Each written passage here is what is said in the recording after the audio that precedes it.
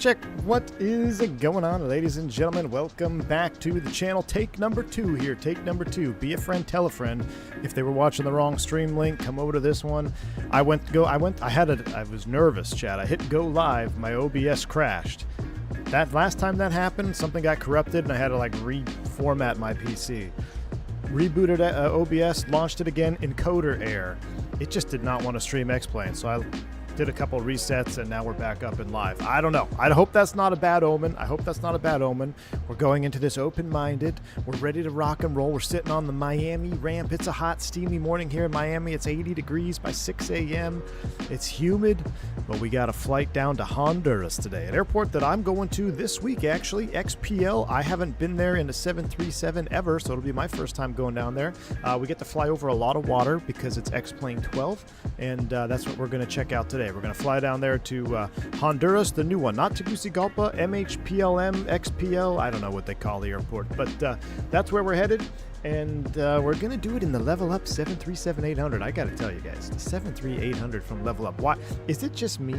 Why does the exterior model look so dang good on this? I mean, the PNDG looks so dang good, but I feel like this looks more proportionate. I don't know if it's the fisheye lens of 2024 that causes issues, but you'll see what I mean when the sun comes up and we're looking down, specifically around the wing root and engine area. I feel like the Level Up model I don't know. It might just have to do with the fisheye of 2024. But anyway, we're ready to rock and roll. You're probably wondering why we're taking off at nighttime, because it's X-Plane 12 and we don't want to be looking at the scenery. I don't have enough time to do all the map enhancement nonsense to make it look semi-good, so we're going to just fly over the water. The lighting, though, the night lighting is pretty epic. The sunrise will be pretty epic. We are using real weather, just fake time. So why is it FS9 looking? Don't insult FS9 like that, my man. But yes, X-Plane 12 is here. Get out your pitchforks. It should be a fun one. Chris PT6, my man, I just got your text. Dude, I'm going to figure out how to be there, my man. I'm going to figure out how to be there. Let me know. I'll text you after the stream what time y'all are coming in. That'd be super cool to see y'all. So yeah, I am off tomorrow. Tomorrow's my last day off. So Let's see. I did one more thing. So there's a poll going right now. Let's see if it goes to 100 votes, and then we'll do what the poll says. So this 737 that we're flying right now, 3 Delta Hotel, came from the factory with the blended winglet. Wingnut was complaining that he wanted to see straight wing 800 today, which we have the ability to do. We could put the straight wing on this, but it wouldn't be tail number correct, and I know you guys like to be super accurate, that Left Flight X-Plane. So the poll is up. If we hit 100 votes in the poll, whatever the answer is, we can schwack the winglets off or we can keep them. Doesn't matter to me. So we got 2 more votes to go. Ooh, it's a tight race. It's a tight race. 737 X-Plane, are we back to the 70s? You know it, man. You absolutely know it. 100 votes, it looks like we are going to go straight wing on this aircraft here. So we'll get those winglets off when we hop into the cockpit. Hello, hello, Swappy 30, 10, 75 months of support, my man. Welcome in. Thank you so much for the 75 months of support. Hope you're doing well. I'm doing well, my man. Doing good. Well, ask me again after about an hour or 2 of X-Plane 12 flying. So we'll see. Dandrini, what's up? Thanks for the 19 months. Good morning. Right back at you, sir. Smoky Mountain Flight Simmers also in the house. Thank you for the 29 months. Let's hope you have no more issues. Let's get it done. I'm ready to rock and roll. I did mess with my Bruner profile. Here's a spoiler alert for what do I think of the latest Level Up 737 if you don't want to watch the stream. Spoiler alert. This airplane flies really freaking nice. The only thing that is a glaring issue to me is pitch attitude on final approach at flaps 30. It needs to be right about 2 degrees nose up. Right now it's currently level with the horizon, sometimes like a 1 degree below the horizon line. If they can figure out how to fix the final approach pitch attitude at flaps 30, flaps 40 is a little wonky, we just skip that, but the flaps 30 final approach pitch altitude on speed, it's coming in too flat. If they can adjust that by about 2 degrees, this airplane is pretty freaking nice, guys. Like, I'm not gonna lie. The sound set on this airplane, you guys tell me what you think. It's sometimes I sometimes forget I'm in X-Plane when I'm just in the environment of this aircraft. So PMDG stream right after to compare. If we have time, Liam Arnold, Wingnut promised me a $100 super chat that the 737 from PMDG could not do the RNAV into LaGuardia. If we have enough time, maybe we'll divert halfway to Honduras and go to Grand Cayman, and then we can do a quick comparison stream, go like Philly, LaGuardia, and the PMDG to compare the 7.3. And if I can successfully do the RNAV with the PMDG and LaGuardia, which he says he can't do, I'm telling him it's a skill issue. He said $100 super chat. So we'll see what happens. If we have time, we'll see how the day unfolds. But with that said, let's go ahead and get this airplane fired up, all right? So I'm going to, you're going to have to bear with me on some of the cockpit or the camera controls because I forgot how to use a lot. I've been messing with it this morning and a little bit yesterday, so I'm trying to get better, but we may end up doing some random camera angles. All right, I need to figure out where the battery switch is. I think it's right there. There it is. Battery switch is on, and we'll get some lights. We'll go ahead and go right into ground power. Excellent. Airplane is going to come to life. I am going to hide the yokes for right now because that's a Bruner thing. All right, yokes are hidden right now. Airplane is going to come to life. Let's get some background lighting. I mean, look at this cockpit, you know. The cockpit's pretty dang good, right? Pretty dang good. We'll get a little floodlight on the back, coming down the center pedestal. All right, main panel lighting is coming on. We'll clear these out. Let's go up top. Let's go ahead and do an overhead flow, shall we? So we'll get our ADIRs into nav. 1, 2, that's coming up there. Ooh, we could use the dome light.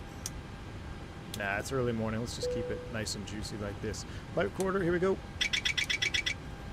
Mach airspeed.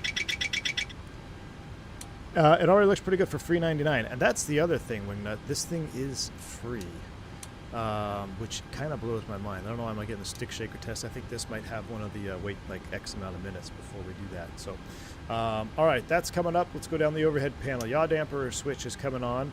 Fuel tank pumps, we'll keep them all off for right now.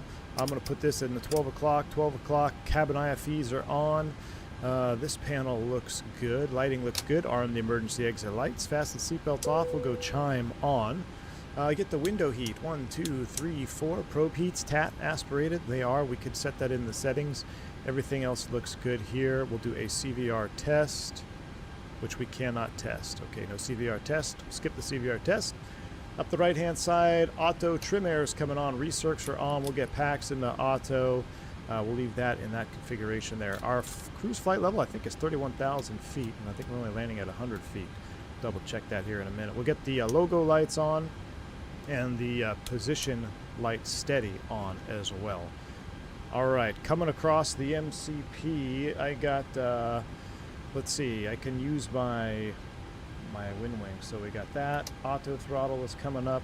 Heading, I'm anticipating we're going to be going off of runway 08 right, which is 092 on the course line here. 092, I screwed that one up. 092, 092 across the board. That looks good for right now. Let's come down here and do a test on the forward panel. Lights test. Wheel well should not be illuminated. It's not. Everything looks good there. Wonderful. Can we put it in dim mode? Yeah, we'll put it in dim mode for right now. Fuel flow, we'll go back to reset, then back to rate. Auto brake is RTO. Coming across the lower panel here. Let's get our FMC cooking. Let's go pause and knit. Next page.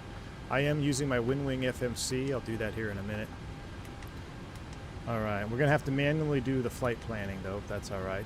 Let's see. Oil, we've got 18 quarts. What do we got for hydraulics? 86. That looks good. Okay, cool. We'll leave it on the engine page for right now. Actually, we'll leave it here on the hydraulic page. I left the flight controls and the brake temps indicators on there just for fun, even though we don't really have those on our particular aircraft. But that's all set up. Pitch trim is at 5 units. Flaps are up.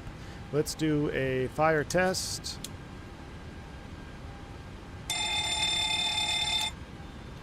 And bottles, that looks good. Cargo fire noise.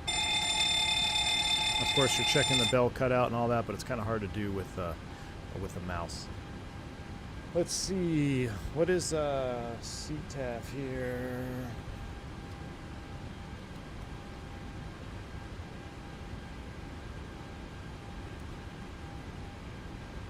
$18.3 is up. 18.3 is up on the COM 1. Coming down, this will just squawk 2,000.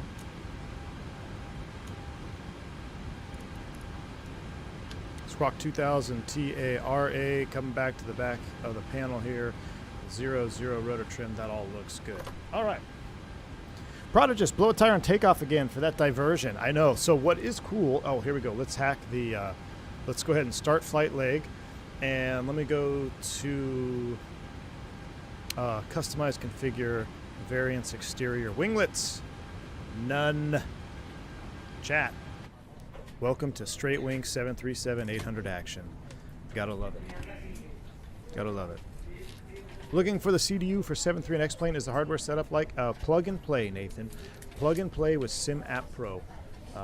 This will be the... I don't have my camera set up for my FMC box, but you can see I've got the FCU set up top here, and it all works good. Oh, a little early for that. Let's go ahead and kill the theme. But on that, this is the Nimbus Miami, I believe. This is Nimbus Miami.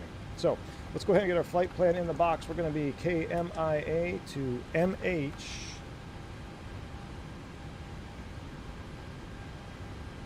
What is it called? MHPR.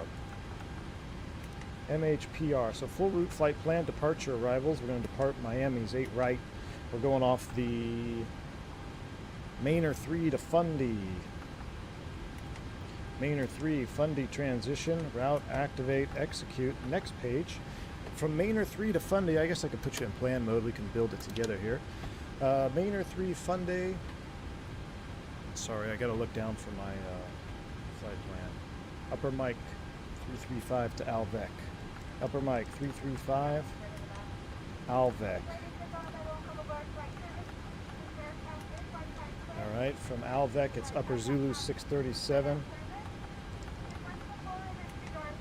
out to Pable, P-A-B-E-L.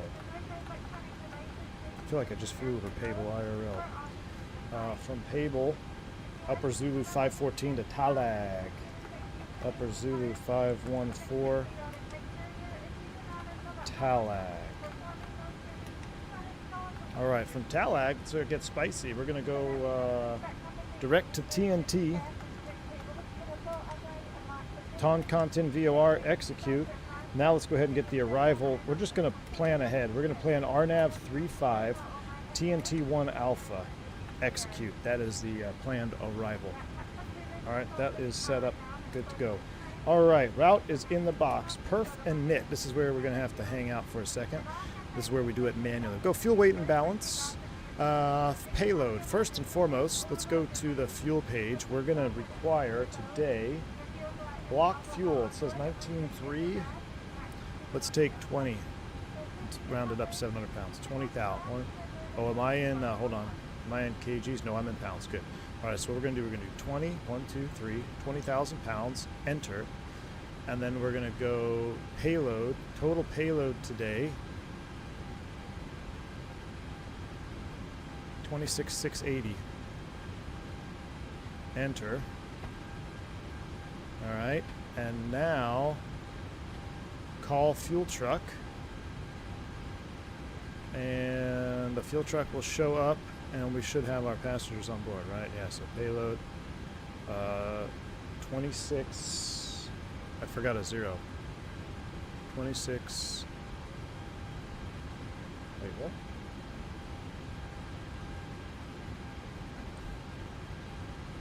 Yeah, 26,680. Forgot a 0. There we go.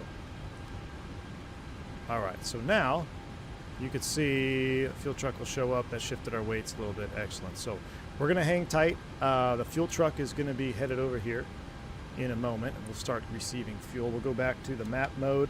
All right, let's set up the rest of our MCP. So current altimeter here in Miami. Let's zoom it in. Miami details altimeter 3010.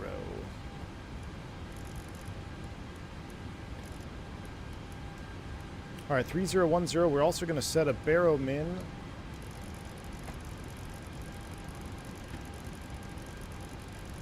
of 1020.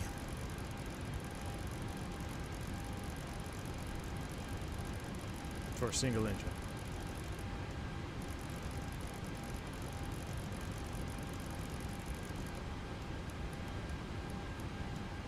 All right, 3010, 1020 is set. 3010, let's make sure they are synced across the board. Everything is synced across the board. Excellent. We're going to be LNAV off the ground. We will be VNAV off the ground. I don't know what our particular run speed is yet, so we'll just go ahead and wait there.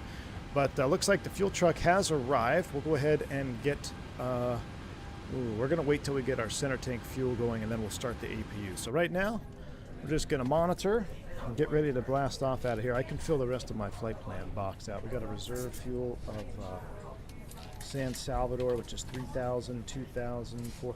I'm going to put a reserves of 6.5 in my box. Since I don't have my camera up, I'll just show you. Reserve 6.5. Let's go cost index of 88. Why are we cruising so low? Oh, this flight plan we're going up to 370. Cool. 370 up there. Let's go ahead and reset the altimeter, or excuse me, the pressurization panel. 370, and we can confirm the landing elevation of HPR is higher than what I thought. 2062. Yeah, I was going to say 2062, so we'll call it 2050. All right. That all looks good. We'll wait for the fuel to keep going, and we'll just hang tight here for a minute. Catch back up with y'all. Just type the airway like the bus. I wasn't sure if it worked or not. I guess I probably should have tried it. It's all right. What in the world's going on here? This isn't Microsoft. I know, man. I know. You can also load the galleys? Really? Default cameras. Default. Chris Duper, what's up, my man? Good to see you. Long time no see. Thanks for featuring our jet, Joe Scheiden. I did the flight model for the update on all variants. Let me know if you have any questions. Awesome, man. Absolutely. I mean, the only thing I said earlier, dude, is when I first opened up the stream, I've been messing around with the airplane, just practicing before the stream. The final approach pitch attitude on a 3-degree slope at flaps 30. I don't know if it's a Brunner thing or a weight and balance thing, but in my few tests, it was coming in a little bit flat. It's almost like nose level with the horizon and maybe almost a 1 degree down. If we can get the pitch attitude to be like 2 to 3 degrees above the horizon, configured flaps 30, I was saying it's an amazing airplane. Like, there's a lot of good stuff going on here with the level up. So that's the only thing I'll have to check on this particular flight because this will be our full flight where I do the proper weight and balance. Maybe that'll have something to do with it. But on my few little test approaches, that was the only thing I noticed that felt a little off, was just the pitch attitude was just a hair level, or a hair flat rather, than that typical 1.5, 2 degrees pitch up on approach. Was wondering if Say Intentions or Beyond HC would work with X-Plane. Say Intentions does work with X-Plane 12. Say Intentions does work with X-Plane 12. We're not using it today, though. All right, 8240. As soon as we get our center tank fuel, I think we're going to. We're going to have center tank. As soon as we get the center tank fuel pumping in, I'll hit the center tank pump and we'll start the APU. Yeah, Joe, right about that 2 degree mark. And Eamon Burke has a point, though. It could be approach speed calculations. And just let's see how this approach handles, because for sake of time, when I was testing, I didn't have a full flight A to B with all the weight and balance. I want to see how this approach looks when we get fully configured flaps 30. But yeah, it should be hovering right around that 1.5, 2 degree mark on final approach, fully configured on a 3 degree slope. That's the only thing that felt different to me. That was kind of like, oh yeah, that's a little bit flat. So, other than that, man, the way the airplane handles is great. Like I'm having a whole bunch of fun with it. I'm actually using my Brunner as well. I've uplinked a profile to the Discord. If you guys have a Brunner yoke, you're interested. This thing, it's been flying great with the Brunner. So, again, huge positive there. Let's go ahead and get the left center tank fuel pump on. We'll get the APU cooking. So we'll go on and start. Let's go outside, take a listen.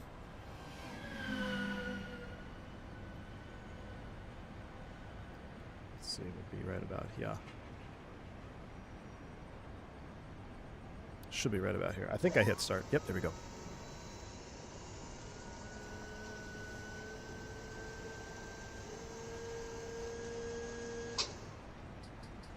That's the door opening. Oh, sounds like my Blackstone.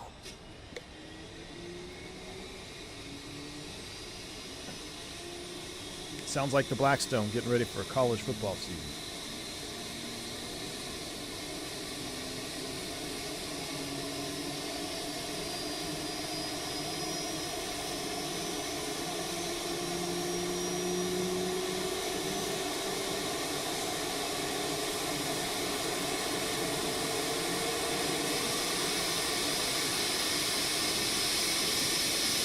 I believe this is Boris, too. The audio on this is awesome. Same igniter as the Blackstone.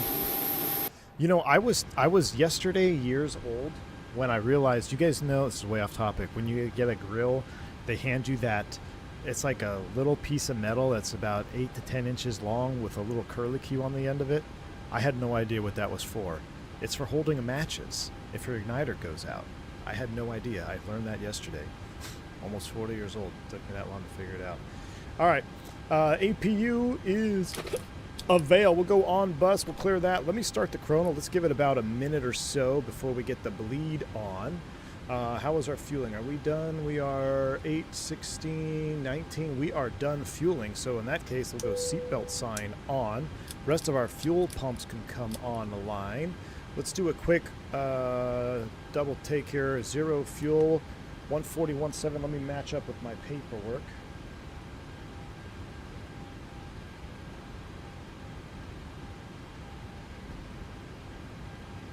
Plan takeoff 137, a little bit heavier than planned. Execute. All right, so that looks good. 147, 8 degrees, 370. N1 page. We're going to do a full 26K no D rate today because why not? And we should do flaps 5. I'll do flaps 1 though. That's what we need. CG 4.75. We'll use QRH V speeds. We'll verify that the runway, let's put in the information if we're going to do QRH V speeds. So winds are 110 at 8. Yeah, that's why. So 110 at 8. It's a headwind. Light rain. 3. All right. 110 at 10. We're going to do a negative 0.1 on the slope. I forget how to do slope. Negative 0.1. We're going to run wet numbers, no D rate, acceleration 1,000. We're also going to do 1,000 all the way around. All right. Now we'll use QRH V-speed 32, 42, 51. And we'll go ahead and set 151 up here. 151. VNAV is armed. Let's get the APU bleed on. Let's cool the cabin down. And we can go ahead and we are good from ground power, so let's go ahead and disconnect. So let's go to airside services. No. Let's go to ground ceviches. We'll disconnect that. We can remove the chocks. Gus said, what were you saying about takeoff performance? Miami 08 right, max flap 1, wet.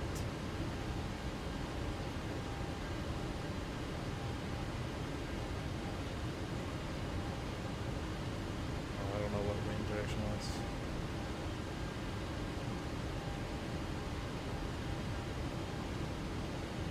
I haven't messed with that, so I'm not going to mess with it on stream, but I guess you can calculate your takeoff performance from that. All right, with that said, though, we don't need the FCU. Oops, we don't need the FCU camera anymore, so that's done. Quick route legs review, and then let's push off out of here. So we are Miami to MHPR. Why don't we have a flight number? We're American 357. Is this going to delete my flight plan? Please don't. Thank you. American 357. Maynard 3 Fundy, Alvec, Upper Mike, Maynard 3 Funday, Upper Mike 335 Alvec, Upper Zulu 637 Cable, Upper Zulu 514 Talag, TNT direct. Legs, plan, we'll step through this. Baller, Mint, Rum, Osti, Maynard, McClaw, Fundy, En-route, Jaber, Kavga, Alvec, Zopli, Dengu, Tandy, Nakti, Totet, Pable, Talag, then we're on the arrival into TNT. I got a total route distance of 877. Let me verify with my flight plan. 896, that's close enough. That verifies, that looks good to me. Moving on to performance, we've got a zero fuel weight, 131.7.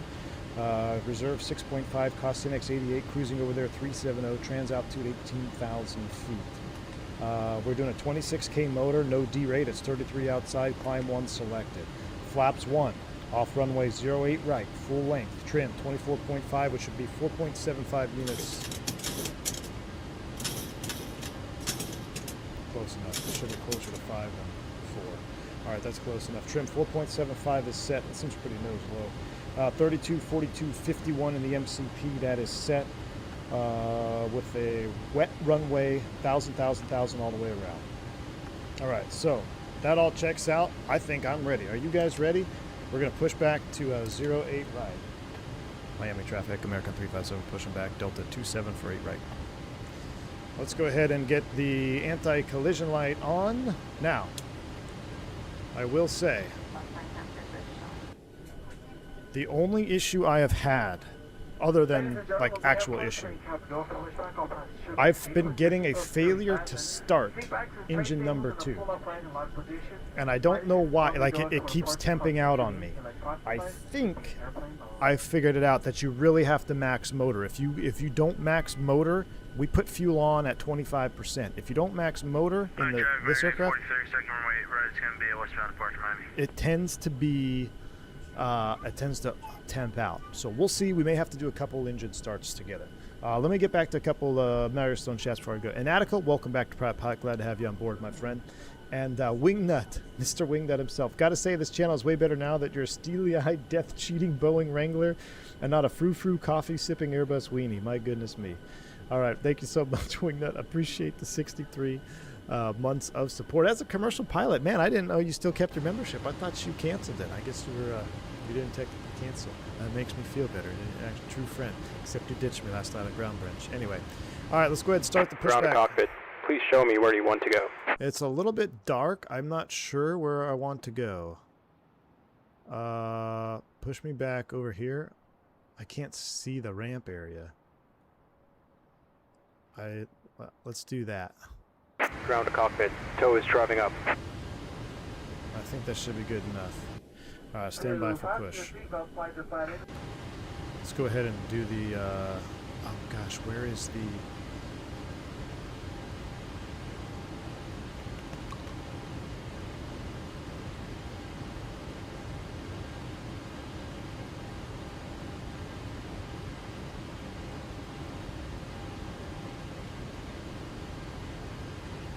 Follow flight attendant commands and speed everything. In the event of water...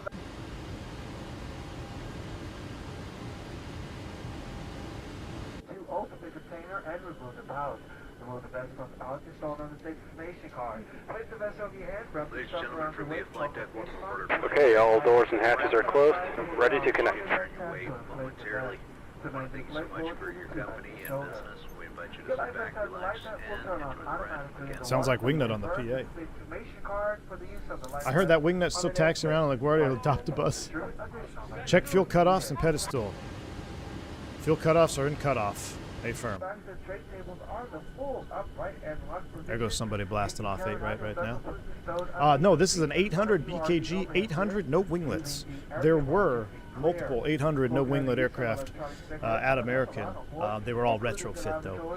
This particular tail number did not come with the straight wing. This one came with winglets, but we forced connected it off and bypass because and we in drove service. it through. Release parking brake. All right, cockpit ground brakes release, clear to push. Starting tow, and you may start engines. Why are we stuck? From the compartment overhead to activate Where are you the going? flow oxygen pull down on the mat and ensure the Where are we flight going? tube is fully extended. Place the mask over your nose and mouth and breathe normally. Secure the mask with the elastic strap. Hold on, there will be flow device back without pulling in place. What Continue wearing the mask is this until otherwise pushback? notified by a crew member. If you are traveling with children, anyone... Better pushback is so good. Alt P, Microsoft wins.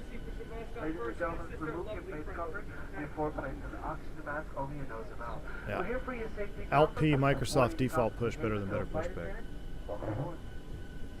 Almost as bad as GSX. Alright, let's go ahead and start them up. Oh, hold on, we didn't do it before start. Oh, shoot. Boom. Boom. Boom. Boom. Anti-collision light, doors and lights, locks, we forgot to do all that. Alright, before start checklist, let's run through that real quick before we get out of here. Park brakes, let's see, let's skip all those. Probe heat, hydraulic panel. We got pressure set. Back to the engine page. Doors, windows, close and lock, anti-collision light is on. Before start checklist is complete. Now let's go ahead and start them up. So, left pack off, right pack off. We have duct pressure. Let's go ahead and start engine 2.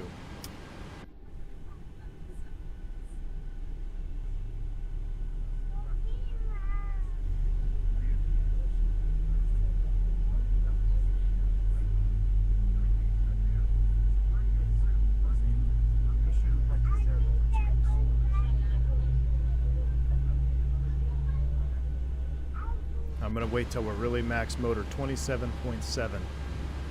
27.7. Fuel on.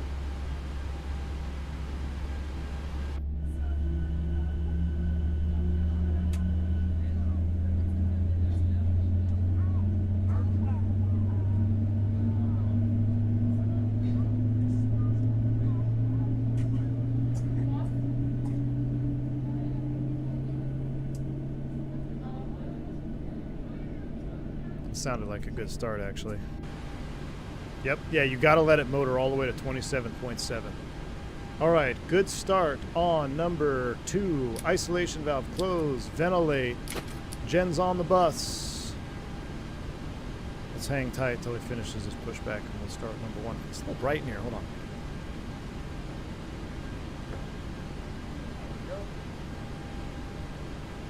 I feel like we're in night mode. We should embrace the night mode on the cameras.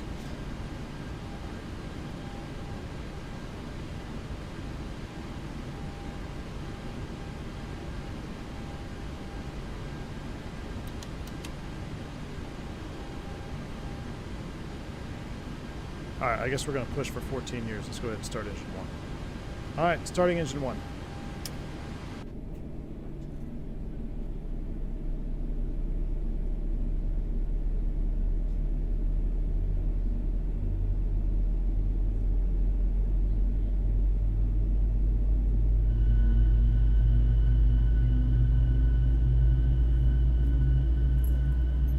Operation complete. Set parking brake. Brake set. Disconnecting tow. Max Stand motor by. 27.7. Fuel on.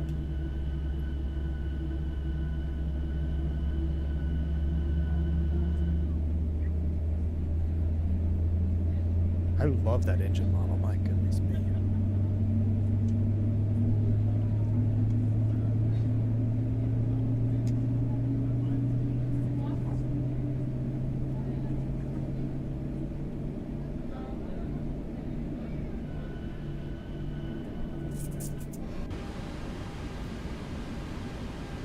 Alright, we got good start on engine 1. Alright, bleeds are set. APU can come down. Let's do a flaps. Tow is disconnected and bypass bin has been removed. Hand signal on the left. We'll see you next time and have a safe flight.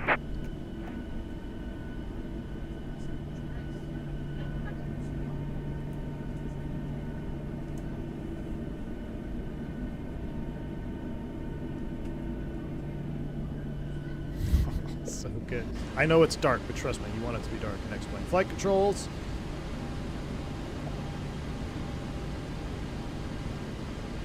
Recall. 6-7. Check.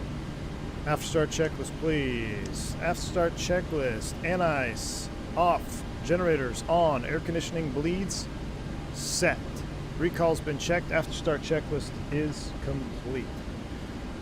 And Miami traffic, American 357, taxi 8 right, via Mike. Brakes released. There's my little guy. He's gone. And GSX is Pacific 2089, taxi to 08 right for takeoff via Kilo 1, Lima 1. Pacific 2089.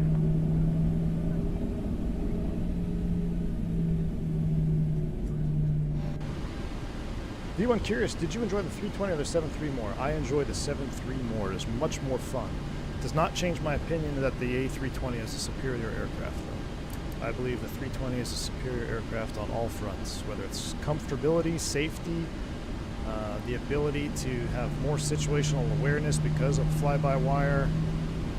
I firmly believe the 320 is a better aircraft. But in terms of cool factor and fun factor and flying, 7.3 all day, every day, twice on Sunday, my friend.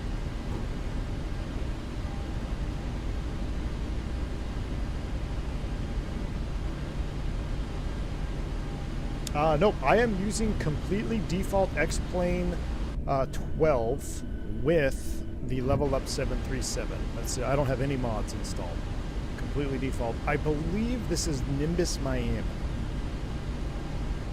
I believe this is Nimbus Miami. And current sim time is it just hit, let's see, 10Z, so I believe that's 6 a.m. 6 a.m. in Miami. So we're going to have a night departure. We're going to watch the sun come up together. I'm trying to keep it as dark as possible for as long as possible. Pacific 89 is going to line up 08 right for takeoff. Pacific 89, huh? To the north and west. Let's go ahead and run a closeout briefing. So, we grossed out at 141.5. That's above our plan, but below our assumed of 142.5. We have matching N1s of 99.6% with a no D rate 26K. Flaps 1. We have wet numbers in case it starts to sprinkle. But other than that, everything is looking good. Alright, so that has been completed. Let's go ahead and run a before takeoff checklist. Come over here. Flight attendants prepare for takeoff. Alright, before takeoff checklist. Takeoff data and bugs. Closeouts received and checked. Flaps. Let's see, 1. Green light. Stab trim. 4.75 units. Takeoff brief. It's complete. HUD. INOP. Generators. On. Air conditioning bleeds. Auto and set.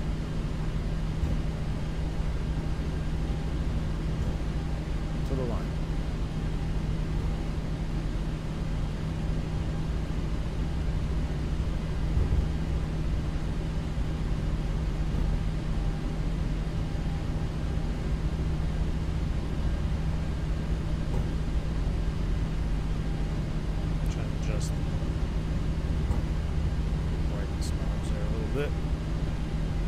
I just bought it last week. I think it's good payware, but disagree if you are doing VFR. Oh, you're talking about SimHaven Pro things?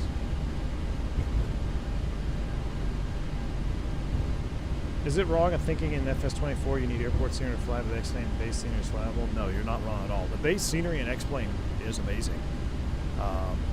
The base scenery in X-plane 12 is actually a lot better than a lot of some free and light payware sceneries that you get at Microsoft. There is no disputing that the X-plane 12 airport database is miles better. Is clear, 08 right, switching to advisory. All right, let's do the wing light. We wouldn't do this on the ground here, but yeah, I agree with Gus. Let's see what we got. Wing light action. Oh yeah, little wing light action. Look at that straight wing. Straight juice is what that is. Straight juice. Yeah, I saw that split in the duct pressure up there too. I was wondering, I had a triple check.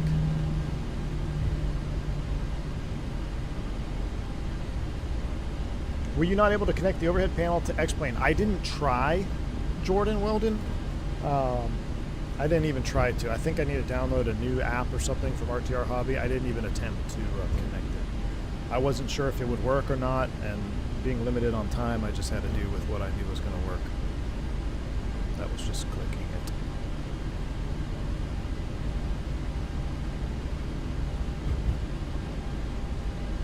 What's up, SFS? Anthony Teal, the boy passed his check ride? Heck yeah, man. Give him a good congrats from me, man. That's awesome.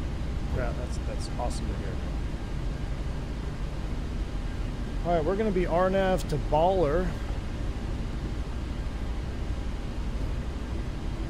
Let's set our top altitude of 10,000 feet.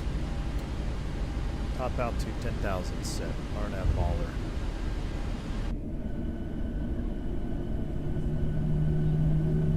Vlad A. Kimov, really nice to see you in X-Plane again. I think I subbed when you had 4K subs. Oh, buddy. Well, thanks for stopping back by, man. Thanks for being a sub. Appreciate you, man. My brother will be moving from New York City to Philly by October. Oh, nice, man. Yeah, Gus, October I'm back to Dallas. October I'm back to Dallas. But I don't know if I regret it now, because now that football season is starting, I'm not going to be able to hold weekends off when I get back to Dallas. So this is going to suck. But September, I'm hoping my bid, I'll be able to have all the weekends off one more month. I'm going backwards like 20% seniority. Unless I bid to the Airbus, I'll be more senior on the Airbus in Dallas. Morning, Pax Man. You have to get the Cis Chieftain. You know, I've been so close to buying that thing. We'll see how this stream goes, man. My only problem is, Chuma, is not the Cis Chieftain. It's the fact that it's VFR in X-Plane 12, which is like the opposite thing I want to do in X-Plane 12 just because of all the scenery stuff. But we'll talk about it in cruise. I really want that Chieftain. Let's line it up and get out of here.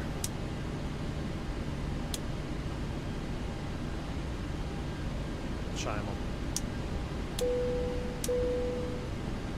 Miami traffic, American 357 departing runway 8 right, going to be on the southeast departure, Miami traffic.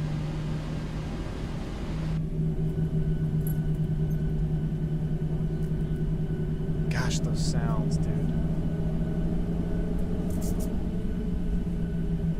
That warble, that warble. Oh, I did what Land Columbia did the other night. I split the lead-in lines that got yelled at by Miami Tower. Supposed to stay on that one on the right there. All right, below the line chat. MCP ND. Let's see. I'm flying. You're coming with me. 092 LNAV VNAV, that is checked. PA's complete, lights are set. Before takeoff check is complete.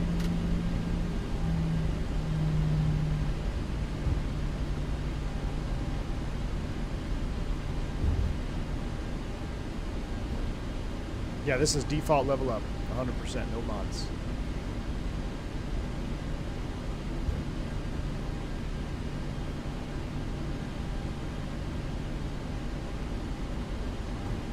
Alright, who's ready for a Miami morning departure?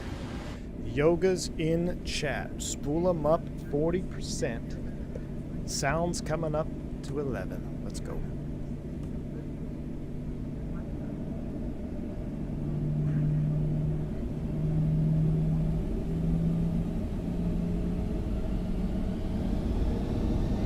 Yoga.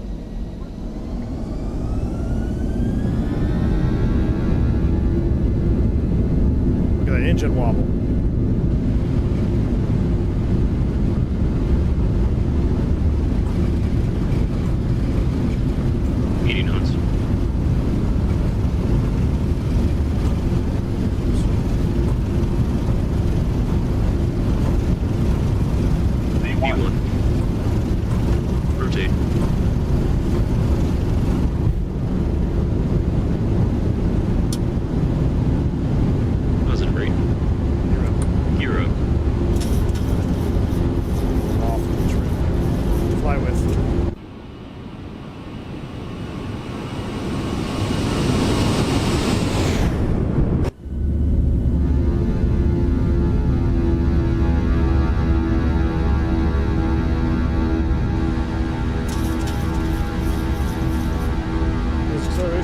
Flaps up. In the turn.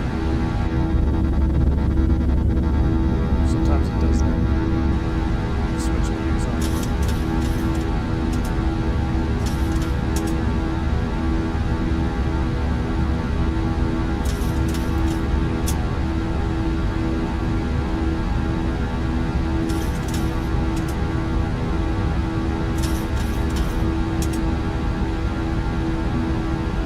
Takeoff checklists.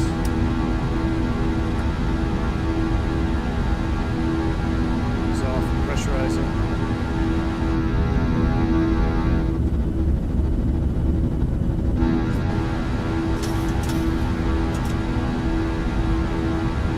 Gonna turn it down a little bit.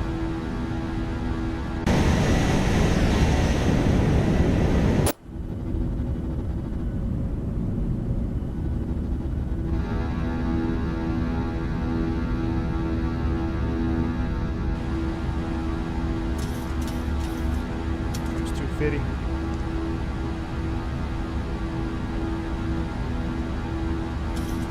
Might be traffic. American 357 out of Baller. Past the Baller 5,300 last call Miami.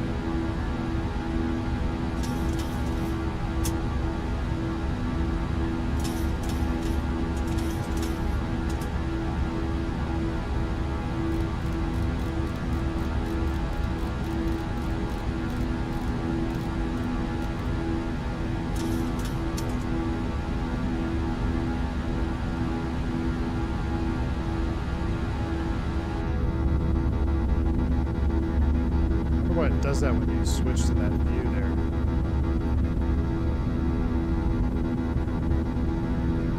Look at all the ships down there. I guess there's nothing to see quite yet. Might as well just keep hand flying. We're speeding a little bit now.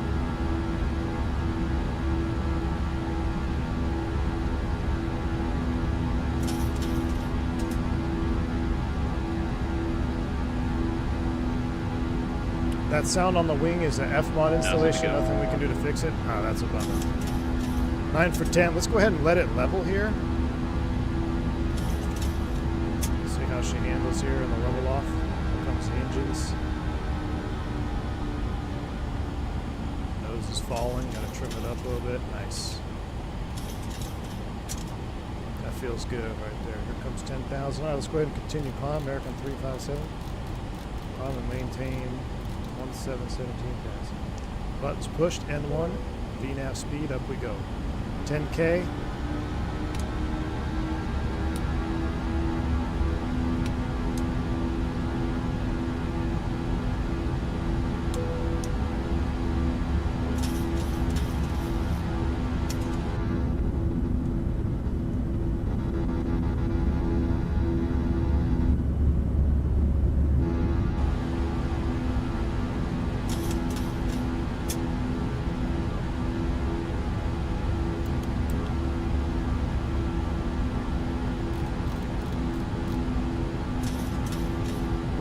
328 in the climb out. It's pretty good right there. Let's go Command A. Let's see how the autopilot handles here. I don't think I'll have to make any adjustments. We'll see. So far so good. Doing 330 in the climb out. At 10,000 feet, a couple of things we could do to log on to CPDLC and all that, but we don't have that simulated. And I'll just go ahead and, so there's no controllers on or traffic on, I'll just disconnect from up there. There's no flying into anybody's airspace.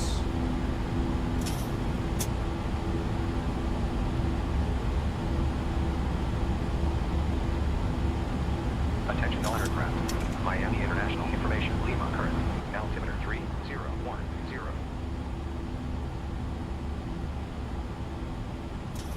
Plane is louder than my voice. Let's see, I think I adjusted it now. Is it better now? I was looking over at the right side. Oh man, this is gonna be a heck of a view as we get up, as the sun starts coming up here. We're going to see an X-plane sunrise. We've seen plenty of Microsoft sunrises and sunsets. Now it's time to see what we got here in the X-plane. I felt so disoriented during takeoff. Oh, just pitch black. Don't even look outside, man. Windows are arbitrary. It's for the passengers. Bore sounds can't be beat. These are quite nice, but they have sort of synthetic sound and are a little loud compared to the real thing. Well, I had them all the way up for takeoff there. I don't know, man. I think they are pretty dang good. Like on just the warble, I don't know. It's so good. You could close your eyes and they could both be real. I don't know. It is 12 in the morning real time, WJD, but we don't want to be looking at 12 a.m. X-plane 12 time. We don't want to be flying midday in X-plane, trust me. Looks like we're leveling here. Let's go ahead and level, and then I'll introduce another climb, and then we'll hear the engine spool up again. I'll turn it up. So let's say I'm going to use my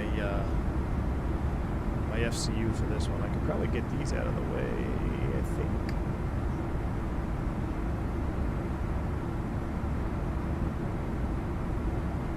American 357, climb and maintain 240.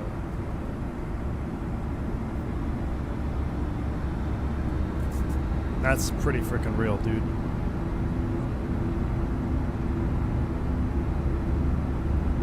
Look at that wing flexing on the straight wing. Oh, I love it. Hit the like button if you like straight wing 737s.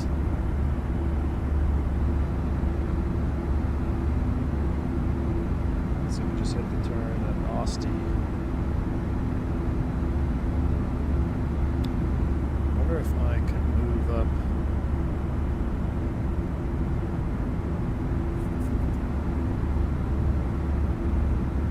If that's not real life, chat, is that real life? Is that real life? Oh my goodness. Just curious, what's the SOP for wing light usage? 18K. 18K, Nathan, 18K. So we shut it off. We turn it on takeoff, and then stays on till 18 thou, and then coming down through the descent comes on at 18. We're about being visible to other aircraft in this country. I know Europe likes to fly around in ghost mode, no lights. The light pollution. But in the U.S., I'm pretty sure every operator, well, maybe not every operator in the U.S., but the major carriers in the U.S., they all use wing lights. Even if it's daytime.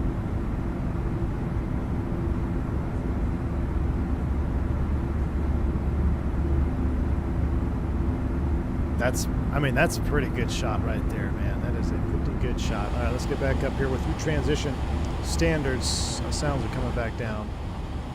All right, STDs for you, me, and the jump seater are set once, twice, and thrice.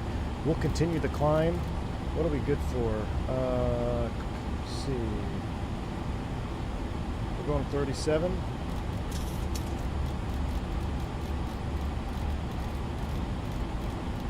.370 is set. And out of 18 thou, wing lights will come off. Logo lights will come off. These all come off. And now we are in our official climb out mode. I don't know what I like, but like I like having this view out here in front of the engine, but I did like, we'll do a cabin tour as well when we get up to cruise. I did like this view that I had here. It was like window included. I mean, real life right there. Look at this cabin lighting, chat. This is fancy. This is fancy lighting situation going on here. Is X-Plane not dead to me? Is X-Plane still alive? What is happening?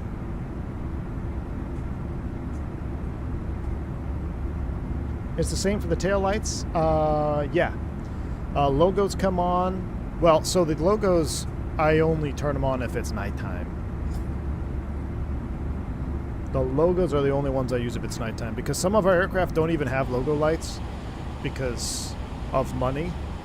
But then, you know, the company motto is, we're all about safety. I'm like, okay, so then you're all about safety or you're all about money? Because if you're all about safety, why are you removing logo lights? Because at night, if you're on the friggin' runway, you know how to see an airplane? The easiest way to spot other aircraft at night is when their friggin' logo lights are on. So what are we? Are we about safety or are we about money? Because you pull on logo lights out of the aircraft, that doesn't seem like a safety first initiative, if you ask me. But I just push and pull buttons in the front. I don't make those decisions.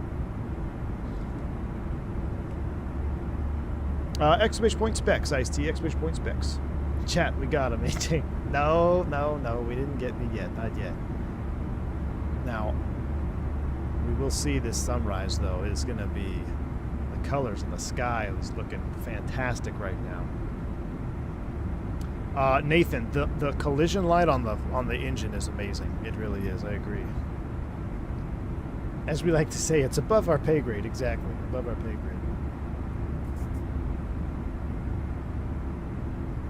Now, let me go outside real quick and show you guys something. Make sure it's not too loud. Now, it may be different because we don't have the winglets right now. But if I look at this image, it seems more proportional. I mean, it's going to look weird because we don't have the winglets. Everybody's used to seeing winglets. I don't know. I need to see the PNVG head-to-head screenshot. Because I almost feel like the engines feel or look bigger on the level up, and they look, I don't know if it's look at all this boat traffic out here. Is it just me though, or do you guys feel the same way? Or is it just the fisheye lens of Microsoft that maybe makes it look a little bit weird? Alright, there's center tank fuel by aircraft. Fuel pump's coming off. 29 for 370. We're doing 80 in the climb out. We're looking good, chat. Sympathy, what's up? You fly USMC, my man, for the $2 super chat says, just say no to X-Plane. Listen, fly USMC, I would like to point out the Teog's hangar, he lost the sale last night because I could not find where to buy the Dauphin. I want to fly the Dauphin helicopter because it has doesn't have a glass panel and it looks amazing. So I went to the website. It says available soon on Marketplace. Nowhere to hit buy now. I go to the forums, Flight Sim TO, where he sold his Huey, where you could buy the Teog's UH-1 hangar from the Teog page on Flight Sim TO. It's not there, and apparently it is on Marketplace. But by the time I figured that out, I lost interest and decided not to buy it. So. Made me mad.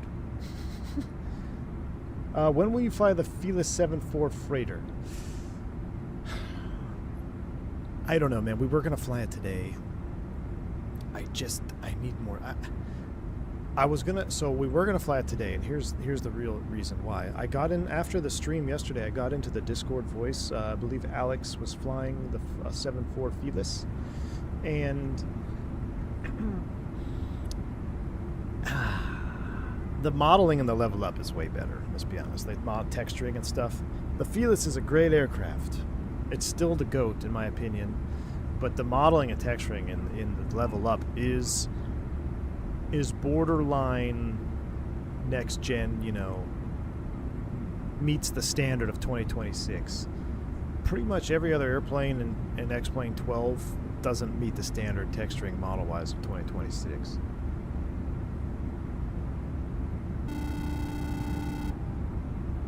Are you using any ground lighting atmospherics? No, SFS simulations. I am using 100% default X-Plane 12 right now, and I've never seen so many boats out there. I think my ship traffic is turned up to 11. But I've got to say, you know, talking about this level up update, I've already tested some system things. They do work really good. It's a free for a free airplane. It's mind blowing how good the level up actually is. Next 2 stream, Fearless and Chieftain. I really want to fly that Chieftain, man. I wish. Does it come with an Ameriflight livery? V-Pilot Designs. What's up, my man? Good to see you. I have not tried the Flight Factor 777, no. How did you find the rotation? I found the rotation to be pretty good. I feel like the trim setting was off. Let me just say this. I rarely see trim settings below 5. So I feel like if I set that trim to a 5.5 instead of 4.5, it would have felt a little bit better. It was a little heavy, meaning I had to really kind of pull back and wait. But I think that was, I don't think that was a flight model issue. I think that was maybe a trim calculation issue.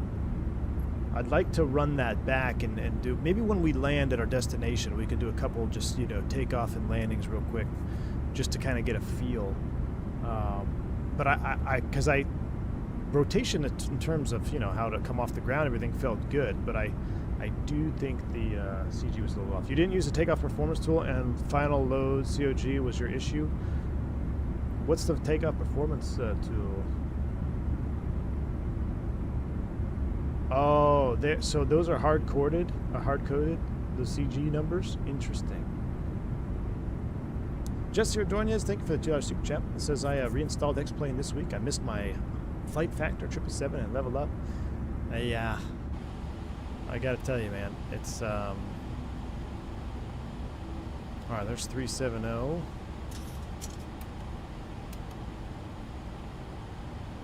Leveling 370, it'll be a smooth ride. We'll get the seatbelt sign off.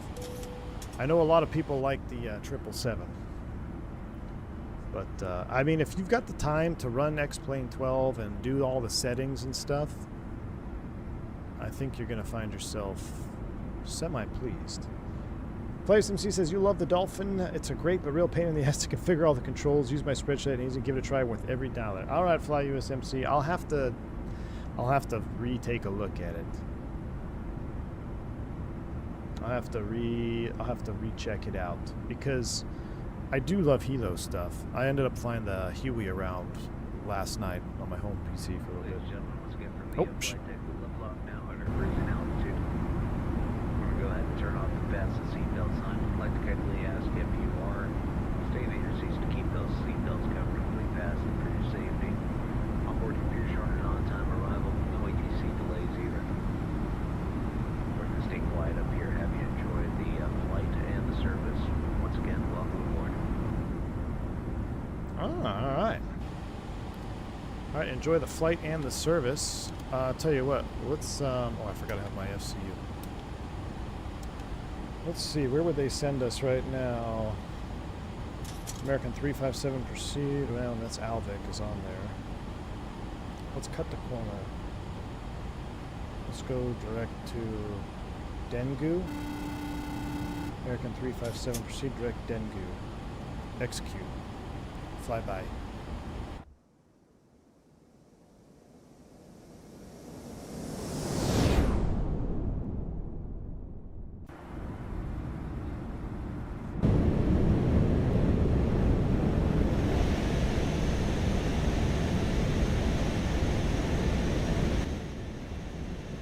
Pixelated SX, thanks for the $5 super chat. Says, highly recommend doing the map enhancement. Really easy to set up, and X-Plane looks miles better with it. Thanks for the $5 super chat, man. I know so many people have asked me about map enhancement, but I think I looked into it at one point, but you have to do a bunch of setup before it's hands off, right? And I think I lost my way at the initial setup steps. But I don't know. We'll see. I just don't find myself flying X-Plane enough to spend the time to keep it up to date. We'll see, though. I'm seriously considering doing some DCS stuff with helicopters. I mean, there's, yeah, well, FlightSMC, if you do that, it will ruin you for Microsoft helicopters. I'm sorry to say. It will ruin your Microsoft helicopters. Once you DCS helicopter, it's game over, man, in terms of everything else. DCS helicopters are a special thing. John, thanks for the 20 months support. No in-flight today. We're going to do some cabin tours, and we have a relatively shorter flight. We don't have, well, we do have a little ways to go still. But I'm thinking we might not make it all the way to XPL. Let's see, 700 miles. Let's just enjoy the sunrise here for a little bit. Winglets should be banned. I agree with you.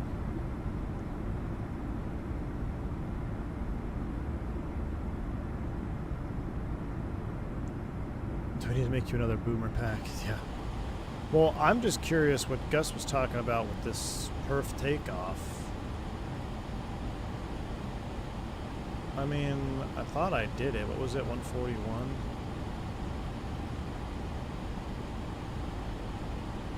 I don't remember what our numbers were. Like, where do you run it, though? Like, I don't know what you do after that.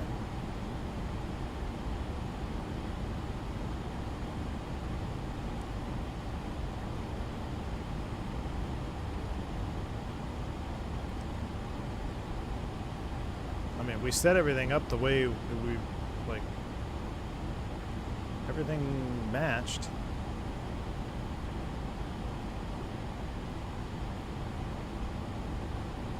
I set it when we loaded it up.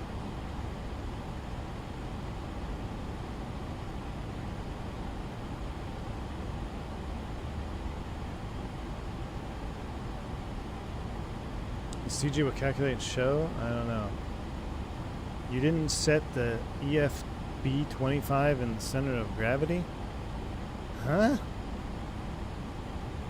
No. I don't know. I think that's the... I shouldn't have to study how to set my weight and balance. That's the other thing.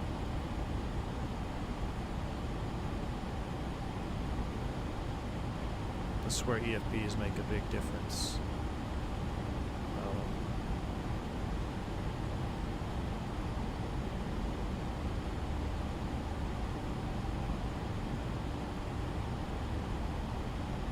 It's all set the way it should be set.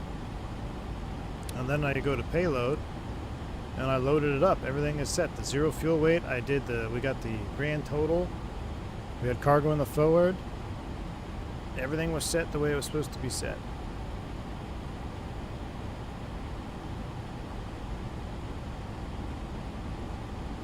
Yeah. Probably could use some work on that one. What's this do? There you go.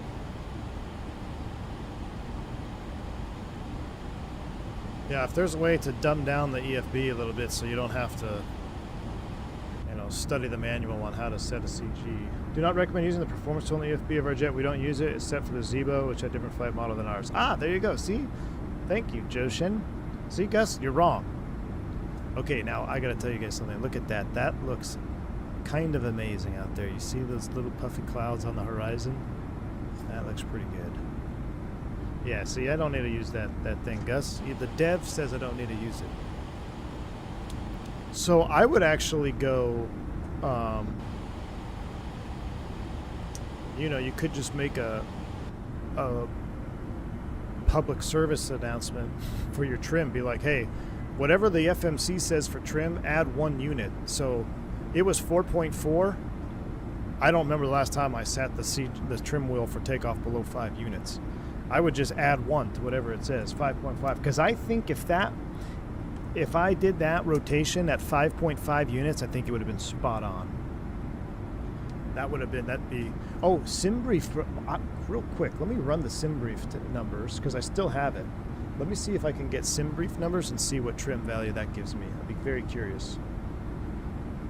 Let me go to my flight plan here on sim brief, and let me run the takeoff data for it.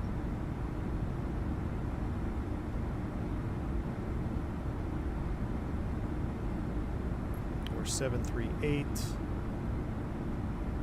Oh, whoops, it's 787. That's going to be way off. 738.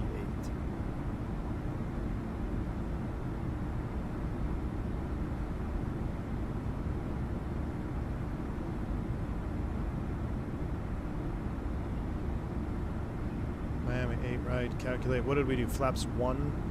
Let's see, we forced it to flaps 1, and we did a 26K takeoff.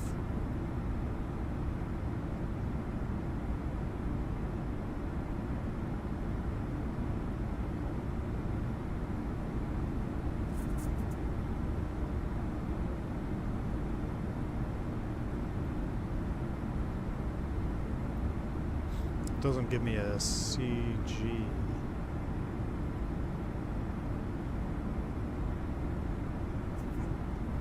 I had a sim brief, doesn't give it. Gives me the numbers. Flaps 1 bleeds, heading.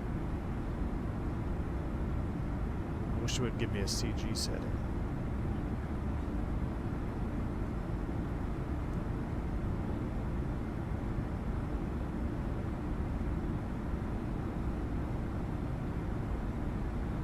Yeah, I would just go. I'll have to test that on the next one. Going over Cuba. Just add one unit of trim for takeoff. Would have been perfect.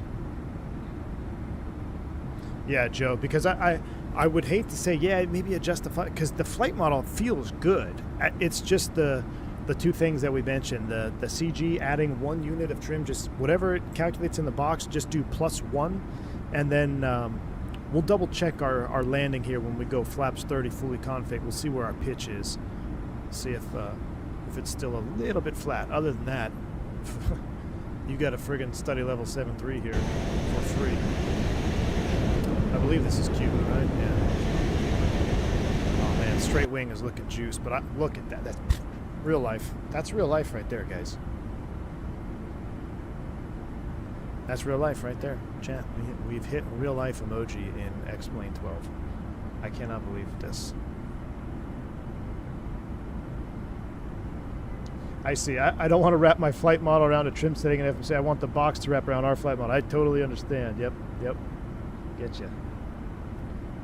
Your opinion on the 320 Neo from Tolis? Great airplane, man. I used the 320 Neo Tolis for many years to study. I used it on this channel. I think did I just disengage my autopilot? Hit my yoke. Nope. I used the Tolis for many years for recurrent training. It's a great airplane. It's very good, man. For the X-Plane 12, it's the best Airbus on X-Plane. There's no doubt about it. Best Airbus on X-Plane. I thought trim was measured in Twinkies.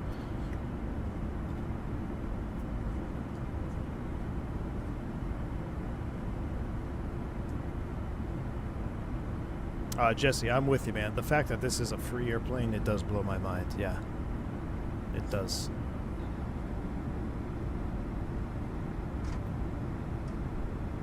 Is Fenix better than Tolis as a study software? Have my Airbus type coming soon?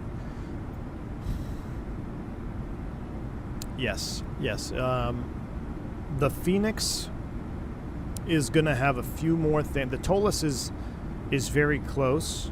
If you're talking about just box and procedural items, they're both very close, but I would lean towards Fenix. Now, where the Tolis seems to do a little bit better is the actual performance in single engine. You know, flying around on a single engine doing V1 cuts and stuff. Number one, it's easier to do it in X-Plane 12 because you can just save the state, you can save your failure, and do repetition takeoffs, doing V1 cuts and then flying back around. Now, the Fenix will do it. It will do it now in its state now. It used to be a little underpowered, but I would lean towards Fenix just for some additional, like the sequence of events for some certain ECAMs. But honestly, the TOLUS is really good too. Like it's very close both ways. But I would lean Fenix for, I mean, there's some, the engine model on the Fenix is external, and they have their own like thermo coating and cooling of, you know, the EGT and motor, and like they've got some more stuff going on under the hood on the Fenix side of things. So I would use that one personally. I've done many mock check rides on this channel, and I've used them both. Scenario-based TOLUS system, yeah. I honestly, Marcel, I would do that solely because the ease of use of the TOLUS. If you use the TOLUS, I forget what they call it, the TOLUS plugin. What I would do is I would set up on the runway, I would load my weights, I would arm the failure, and then you just save that state as, you know, V1 cut. And you go down the runway, engine fails, you go through the whole procedure. If you don't like it, you just go back to open up the TOLUS plugin, hit reload, and it brings you right back, same weights, same weather, same failure, everything loaded. So it makes the repetition much faster and much easier. And the airplane handles, it's been years since I've done it, but to my knowledge, the TOLUS still handles better single engine than the Fenix did in Microsoft 2024 in terms of actual, you know, flying characteristics. There were, up until I think, what was it, 2 years ago, I would do all the procedures like the hydraulic leak, going down to emergency hydraulics, emergency electrical config. I would do all that in Fenix, and then when it got time to do a V1 cut to a single engine ILS approach, I started using the TOLUS, or I kept using the TOLUS because it was easier to do. It's basically an instructor panel, like Flight Sim guy said. Yeah, it makes it really easy. Now, if you get the Fenix and you don't have the TOLUS, I don't think your training is going to be negatively impacted because you're not using the TOLUS. You just might spend a little bit more time resetting your failures and stuff. X-Plane, they use the IS, that's what it is, ISCS. Yeah, ISCS, the TOLUS ISCS in safe scenarios. Does work flawlessly. Big plus for training where you want to spend minimum time fooling with setup rather than practicing. 100%. Glad it's got it right. Yeah, it's called the ISCS.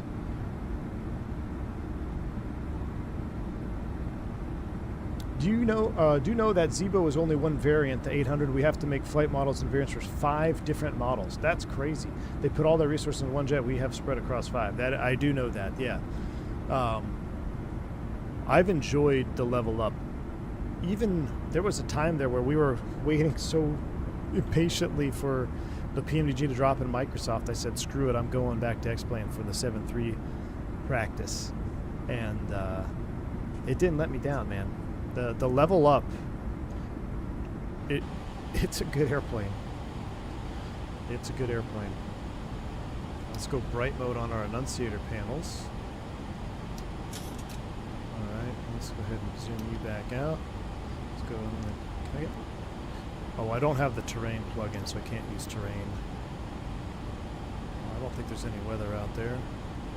Let's see, what are we good for? What's our optimum? Optimum is 39. Let's go to 39. Let's take a listen. Let's go 390. Now a couple things should happen. When I press 390, when I press the button, this should recruise the cruise altitude here. Let's see if that happens. So altitude intervene, 390 is selected. Excellent. Up we go. I'll get the pressurization here in a minute.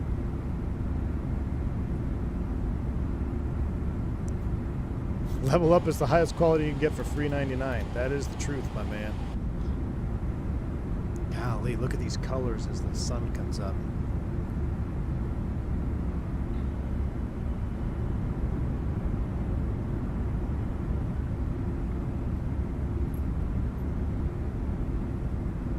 Do you ever fly a TU-154? No. No, I do not.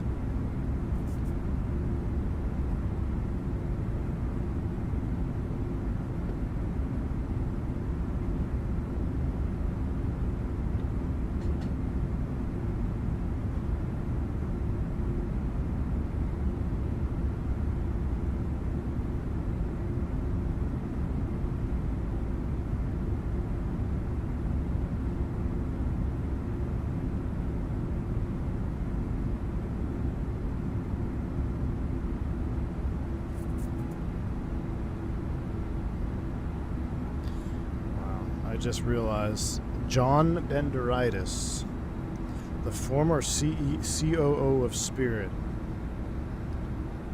is going to American Airlines.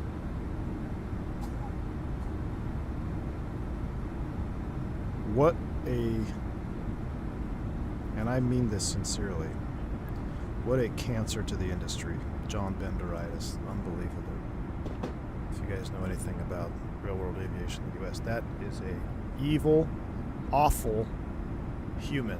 Should not be near an airline operation after what he's done. That's ridiculous. Anyway, moving on. Gus, thanks for the 47 months support. Granddaddy coffee just got a little more expensive. Oh, Gus. Oh, my goodness. RIP American Airlines 2026. Well, RIP AA. His music was pretty good, though. Unbelievable, man. You know, I think I picked the wrong career path. You know, normally in most careers, it's performance based, right? If you are just terrible at what you do, typically you can't put that on a resume and get hired by a bigger and better company. But in airline management world, you can go to an airline, run it to the ground, bankrupt it multiple times, and then that's like you get bonuses for that, and then you can put that on your resume, and then you go to other bigger and better airlines. I don't understand how that works in the airline world. As far as airline management, if you want to suck at your job and still promote through the ranks, be a airline management person. Unreal. What about Doug Parker? Oh my gosh, the CEO that didn't even know how to run his company and even got arrested for being drunk. Yeah, I've been in the wrong business. I should have gone down the CEO path. You know, it's like, you know, the weatherman can be wrong twice a day. That's all right. They should do what they did to the former Eastern CEO. Yeah, exactly. F up, move up, reset jet. That's the truth, man. That's the truth. Honestly, you should try working for Hawaiian Airlines. WJD, you know, it's funny you say that. I've always liked Hawaiian Airlines. Unfortunately, with the Alaska merger, I feel like the American airline world, American in terms of like the US of A, America, it's just getting so bland. You know, Spirit's gone. Hawaiian's gonna be gone because they're going into Alaska. Like all the consolidation, right? You're going to have Sun Country and Allegiant. They're going to consolidate. So, like, it's going to be down to 3 or 4 airlines. That's it. We're just consistently losing variety. Got a lot of stuff. Thank you. Blackbird Controls is in the house. Thank you for the 10 gifted memberships. Blackbird Controls, my man. We are using the Blackbird 737 throttles today, by the way, if you guys were wondering where I got all my hardware for the 7.3. Blackbird Controls, thank you, my friend. Thanks for gifting 10 memberships to the channel, giving back to the community, man. I appreciate you. Mr. R88, thanks for 2,000 super. AEL now has a bad case of benderitis. 100%, dude. Class 2 benderitis. Yeah, Frank Lorenzo. We don't even say that name around here, Fly USMC. Thank you, Blackbird Controls. Appreciate you. Thank you, Mr. 88, for the $2 super chat as well. AJ for now, thanks for the $3 super chat too. Says F up and move up government work in a nutshell. That is pretty much 100% accurate, my man. That is pretty much 100% accurate. Peter Keenan says, just want to thank you for talking about JetCard, Blackbird Controls Tiller. They're a great addition to my flight sim experience. Thank you, man. I appreciate it. See, I'm glad you're enjoying it. It does enhance the experience, doesn't it? Having some great hardware. All right, let's go ahead and do a little cabin tour, shall we? Leveled off here at 390. Look at the detail on the door. This is actually very impressive. No jumpsuit, but the door is pretty nicely detailed. Got the little peephole there. All right, here we are in the forward galley. Looking pretty good. Fat panel, it's a newer galley. Is Charlotte hard to navigate as a pilot? It's not hard, but you got to bring your A game. Bring your A game to Charlotte Ramp. Charlotte Ramp is it's pretty wild, man. Blue line, orange line, green line. Spot this. 4 south, 3 north, 5 west, east. Ramp, ramp, ramp. You just got to bring your A game. Not hard to navigate, but it's tedious. It's tedious. Nice airport, though. I do like the Charlotte airport. There are a lot of nice things at the Charlotte airport. I also like the Raleigh-Durham airport. I spent a lot of airport appreciation time there on my last trip. Raleigh-Durham has always been a good airport. Nice and clean. Great bathrooms in Raleigh-Durham. I remember when they just finished that renovation. Best bathrooms in the airport was Raleigh-Durham for a while. I can't stick around and chat too long, but I could say U.S. Airlines got bland when JT-8Ds made their way out. Yeah, buddy. I hear you, Blackbird. Thanks for the support, man. Appreciate you. Here's the emergency exit. Have I been to Cincinnati, Midwest? I have, indeed, yes. Been to Cincinnati. I just spent 20 hours in lovely Cleveland.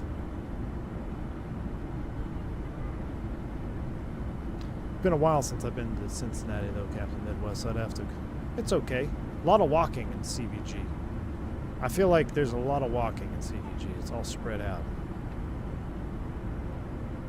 Yes, Charlotte Airport is getting a new terminal. A whole new terminal on the, what is it, the south side or west side? One of the sides over there, opposite of the RJ World. They're getting another terminal. I think they're actually getting, are they getting another runway? Will you be back to Guayaquil anytime soon? No. I don't believe I got Guayaquil for the rest of the month. Having a line this month, I know my schedule. So next trip, I'm going to Norfolk. I haven't been to Norfolk in a very long time. So we're going to Norfolk on day 1. And I'll be there for a while. And then I got double Dallas overnight. So I'll be back home for 2 nights for the rest of the trip. But I got a Honduras turn out of Dallas. And then I got another... It's after Honduras. I gotta look now because I don't even remember. Oh, Liberia. Liberia, Costa Rica, which is what I wanted to do today on this stream, but it was going to be too long of a flight. My kids are first day of school today for the kiddos, so we dropped them off this morning, and I kind of wanted to be done before school ended so I could go pick them up because I don't even have my truck with me. My wife dropped me off at the HQ here. So we are kind of time limited today.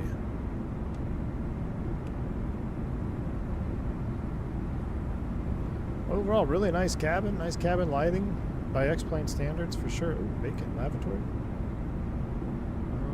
Am I not opening the aft door? Am I? Yeah, we don't want to do that. Yeah, we were clicking through. We don't want to open the door. Back in the aft galley here. Can't get into the lavatories. Not modeled. Uninstalling. Pretty nice cabin though.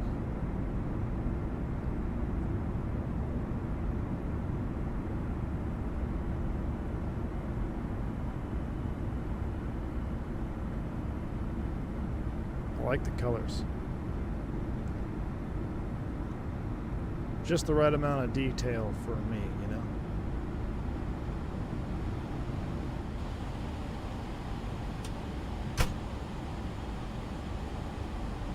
Alright, I'd sit here and hang out, but let's go ahead and go to the outside view.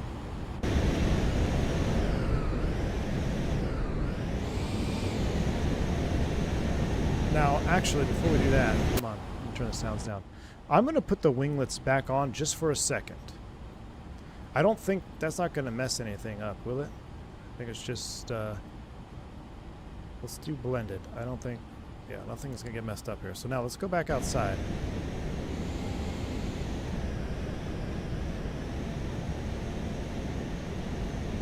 What is, I mean, model-wise, I'm going to take a screenshot. I'll take a screenshot of that because I'm going to compare to a Microsoft 737 screenshot. Now I'm all jacked up here. What's going on?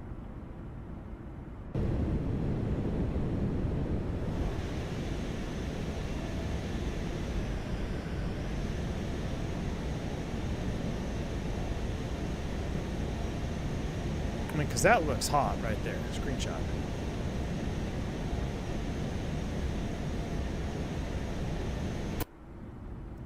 You can really get a sense of how tall they are. They look taller on this one. All right, let's go back to our none though. Old school. All right. Back to the old school. Yeah, that's how it should be.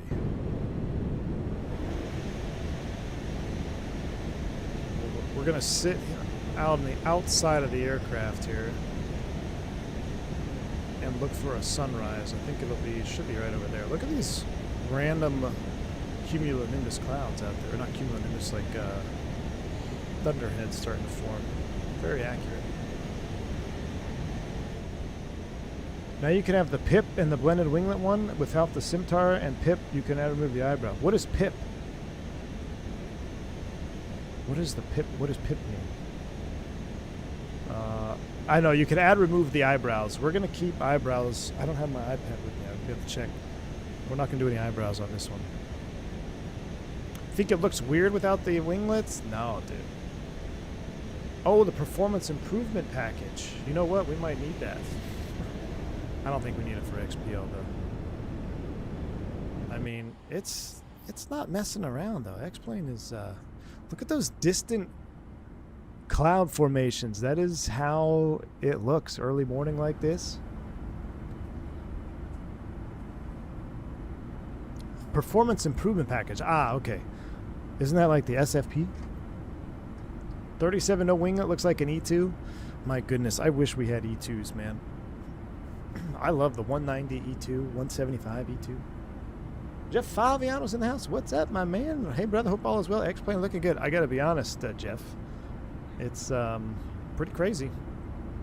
The lighting, the night to sunrise lighting is looking good. It's come a long way. It's come a long way. Oh, performance improvement and SFP is different? I don't even know. I don't even know what's different with PIP. I know SFP.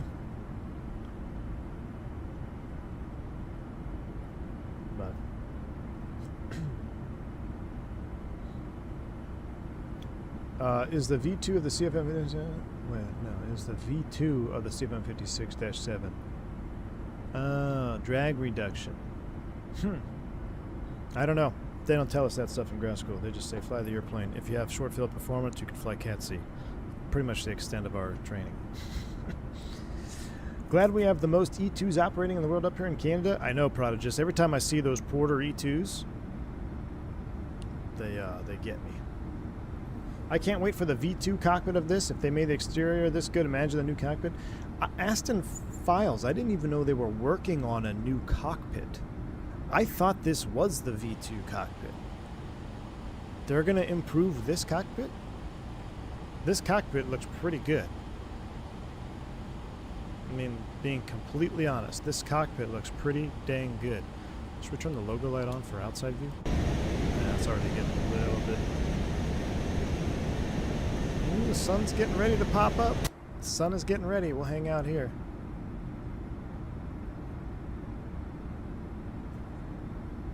We are working on a new cockpit. The cockpit got some minor improvements on this latest update. Okay. Wait, trailer for the Microsoft 2024 Boeing 707 just dropped? Aaron, really? Let me look this up. Hey, Aaron, what's going on, man? Good to see you, dude. Long time no see. New Boeing 707 trailer. Who's it by? Any builds?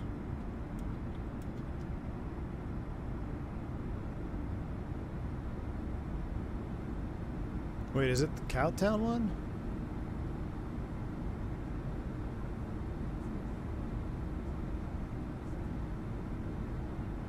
Who's this guy? Is this a trailer? No, this is someone flying it.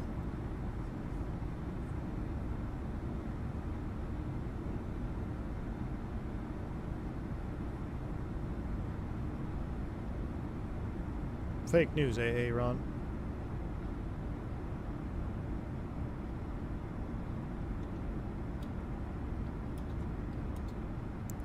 You guys let me know if the sun starts coming up. I'm trying to find Ron's thing. Well, they obviously have a very bad YouTube tagging presence at the Microsoft Flight Simulator channel because I can't find a video about this. Videos. Ah, there we go. Famous flyer. Does it have music? Yep.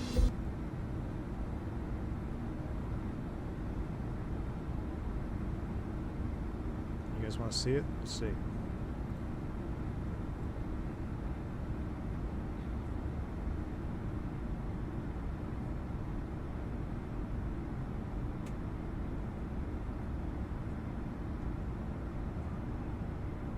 Gotta watch it in mute though, because I don't want any copyright strikes. Looks pretty good. Looks alright.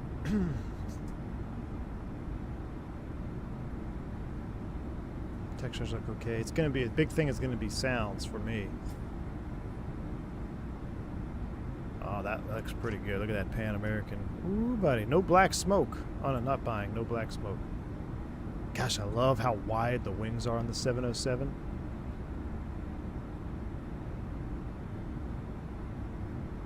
I mean, Local Legends is only, what, a couple bucks? Let's move this off to the side a little bit more so you can see the sun popping up. Malaysian Airlines, this, hold on, pause it there. Cockpit doesn't look bad. It's kind of hard to tell. Am I watching it? Let's watch it in 2K. Looks alright. My goodness, look at the buildings. They polished the turret and it still doesn't look good. Siva INS, that looks good. Ew, gross. FMS nav. Oh, look at that TWA. Man, if this release... Oh, wing view mid. Hold up. Ooh. Dare I say the X-Plane 12 Nimbus 707 wing look better than that? The Nimbus 707 wing view was one of the best looking wing views I've seen in a very long time. Now, how will it fly is the other question.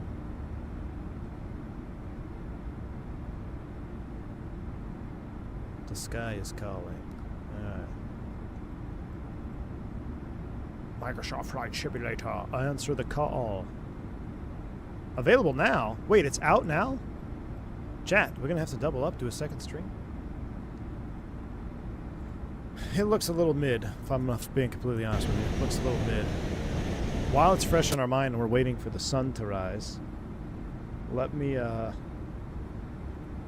keep what you just saw in mind, okay? I'm gonna show you guys something else, and you tell me what you think of this. Keep in mind. Chat. Hold on. We put it in 2K, just like... Oh, this is only 1080p video. Oh, what? I gotta redo this again. Here we go. Look at this wing compared to what you just saw. To be honest with you, this wing looks better than the one we just saw in Microsoft 2024. Jeff says, it looks good to me, hoping the sounds are good. We all know about the Nimbus one and their flutter heard around the world.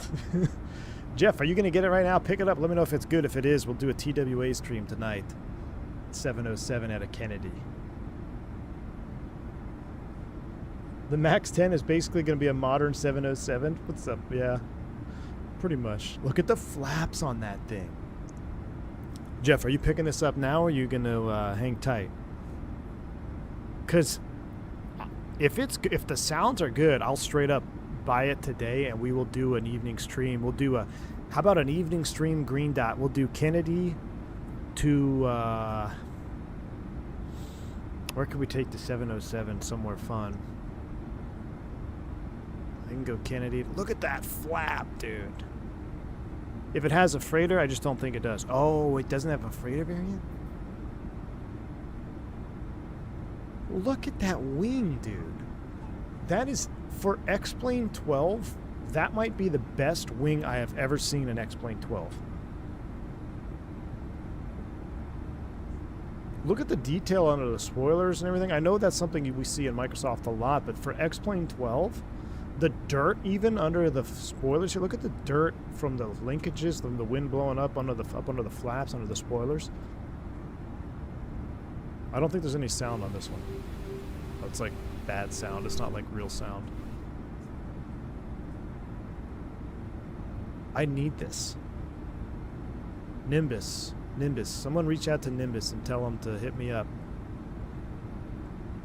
And I can do some videos for them because this looks amazing. Look at that thing, dude. The cockpit looks pretty good, even though it's kind of a far shot.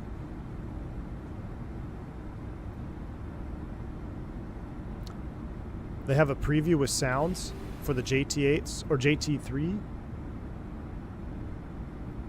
Well, I'll look for that one, Gus. Same channel. Let's see the touchdown here.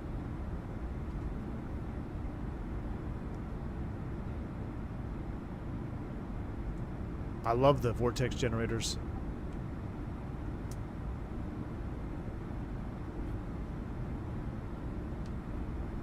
Look at that. That's pretty sick. I mean, it's almost as good as an L1011 wing. Let me see. Gus says there's one on this channel with sounds. Oh, the O'Hare engine sound test? Okay. Hold on. Let me, I've got it rigged up. Let's do a flyby. Let's make sure the sun isn't coming up yet on X-plane. Golly. Making a beautiful turn. Alright, let's go back and let's watch it.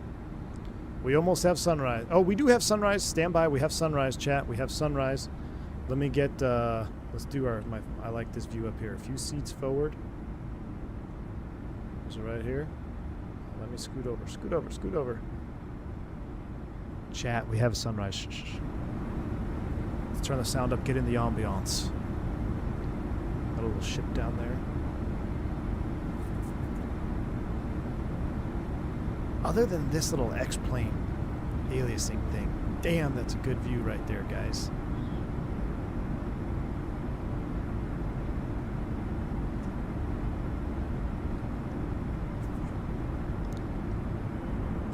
Go back here so I can get a view of the sun a little bit better. There we go. We have a sunrise, chat. Look at the lighting on the cloud out here as the sun is hitting the cloud. This is very good lighting. You see how it's illuminating this side, but the back side of the moon is still dark? Back side of the sun? Or back side of the cloud, rather.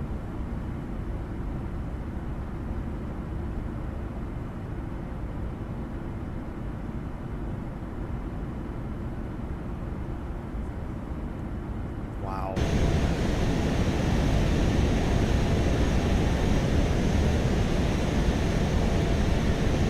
When is the sun going to start hitting our fuselage?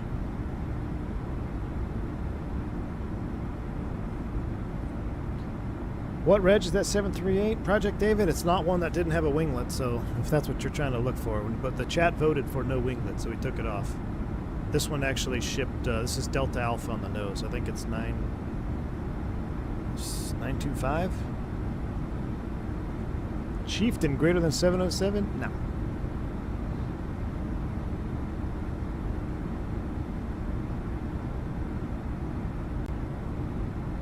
I'm gonna have to turn down my ship traffic. Look at all the ships out there. It's insane. This livery is Tom can cook. Or no, Tom can fly, but he can also cook because he's the only one making, or he's not the only one, but he's made some 2K. Was it 2K or 8K? Whatever the K is, he's made some hardcore liveries for the X-Plane Level Up version 2. Because you need to have the V2 liveries for this aircraft. He's made 2 Silver Mica 7.3s. He's made a United. And he's made it Air Cal 8K. Tom can cook. Yeah, we're gonna watch the 707 video, but I'm just soaking in this sunrise here. Look at, see how the light is changing dynamically on the horizon, on the clouds? This is very nice.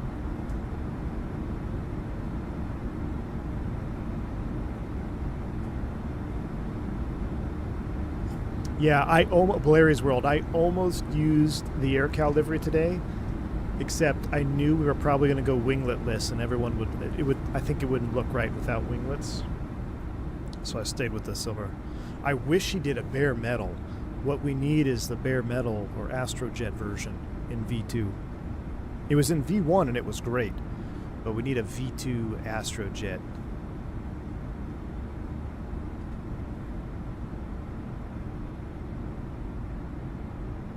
The wing looks awesome. You can see how sharp the 7.3 leading edge slide is. I know. Yeah, it does look good. Look at the sun starting to reflect off the cowling now. Let's go outside. Oh, chat. Look how this livery, man. This is so real. From all the jet bridges kissing the fuselage right there.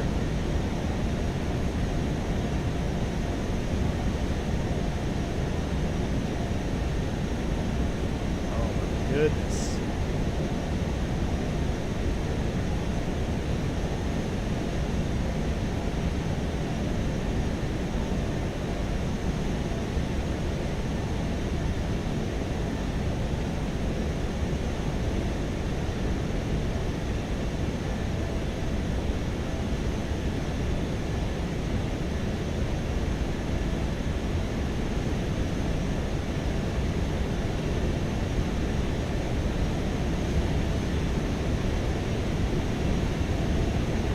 Oh, the shine off the stab.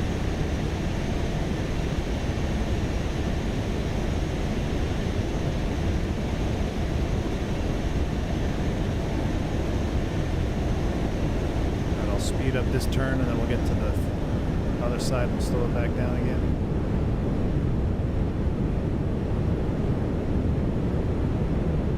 Chat. Is X-Plane back? Is X-Plane back? Is X-Plane back? Chat, are we back?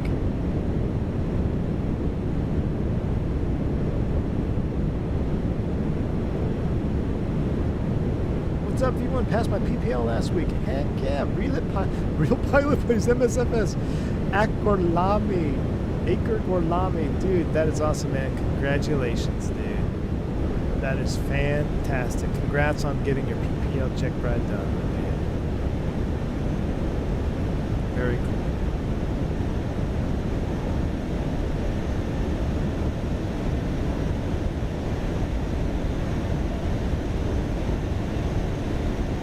This version of X-Plane lighting is the best I've ever seen. 975 Alpha November. 3 Delta Hotel is the nose number. And I did, for those that were asking, this aircraft did ship. This is a Block 1, like, B aircraft. It doesn't have the VSD, but it did come from the factory with winglets. So this isn't one of the OG Block 1s, this particular tail number.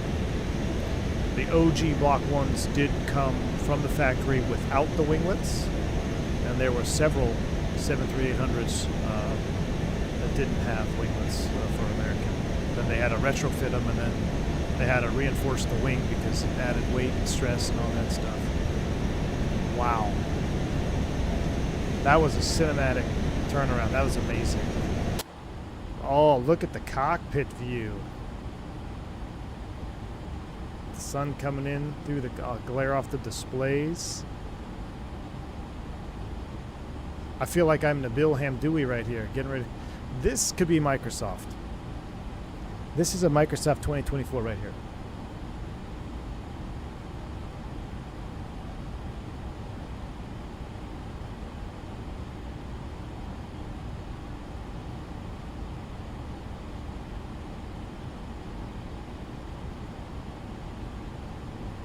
That could be Microsoft. Could do? No. This could be Microsoft Flight Simulator right there. You kidding me?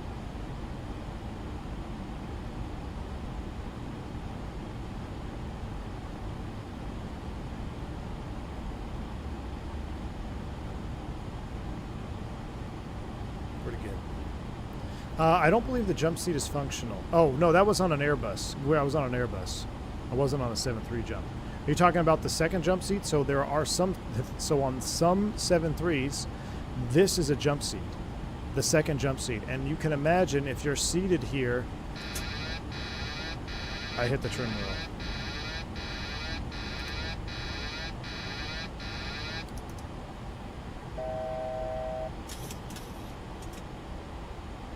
What happened? What did I hit? What did I hit?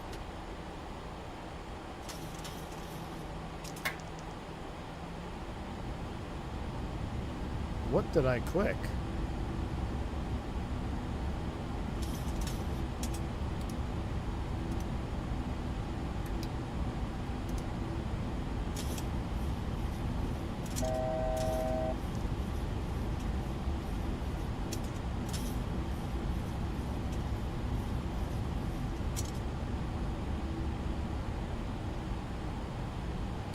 To go. Let's get it back up to 39. Maybe I did touch the trim wheel. I think I bumped the trim wheel.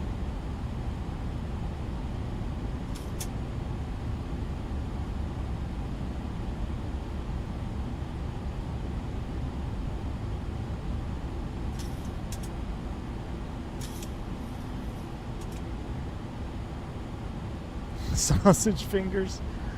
Okay, hold on. Crisis averted. Back to 390.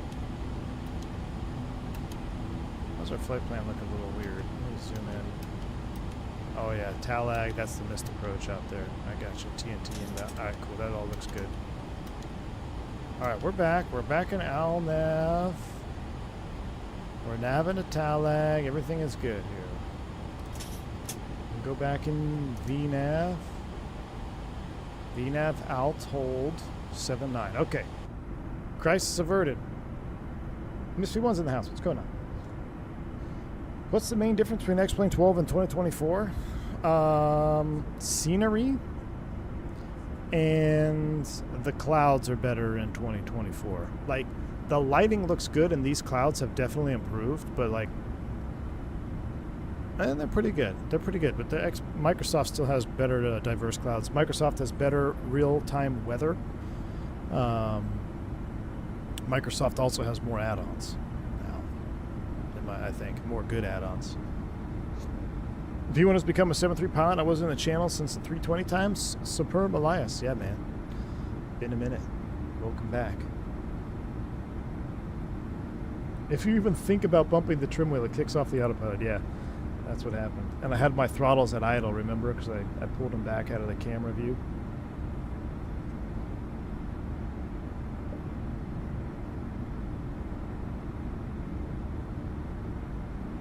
Better clouds? No, the clouds are definitely better in Microsoft, man. They're more diverse. The clouds have really improved in X-Plane 12. But, like, X-Plane 12 is kind of suffering from what Microsoft did in 2020 OG. See, we're getting the mashed potato-isms out there. But they're much better than they ever were before. They're much better than they ever were. The sunlight off the nacelle, though, AJ is right. The chef's kiss. Look at that. Look at that shot. That is screenshot worthy. Screenshot taken.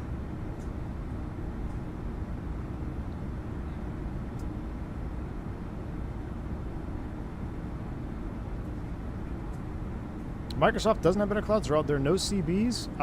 There are in my sim. Are you in 2024? On Clouds on Ultra? Because I have high-level clouds. I've got stratus clouds. I've got cumulonimbus clouds. Engine looks like an egg, Turkaren. I think the engine looks pretty dang good. That's how the CFM looks. Don't even start me on the water in Jacksonville. It's like drinking from the shit. Don't even give my dog tap water. I know, man. I know.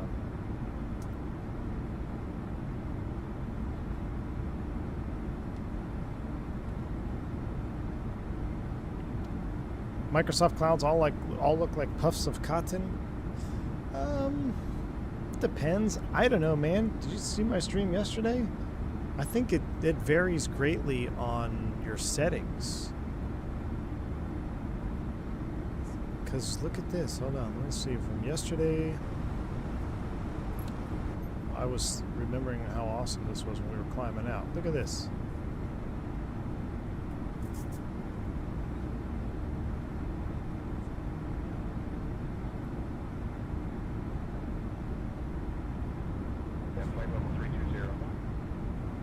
I mean, that ain't... Look at that. You got the rain shafts coming down.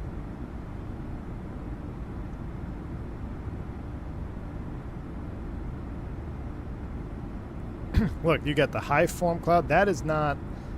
That is pretty dang good looking clouds right there, if you ask me. Multi-layers.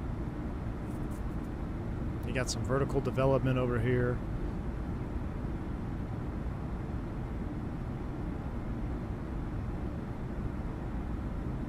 I think the Microsoft clouds are pretty dang good, man. Here's some high altitude.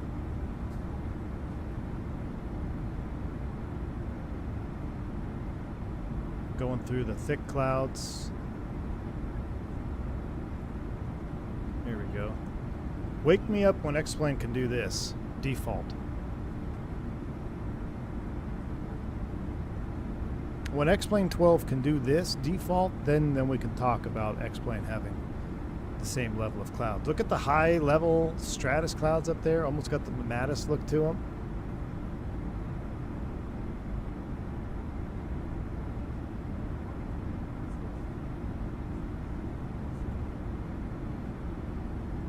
If you played sound from your last video, can you get copyright? No, I don't think so.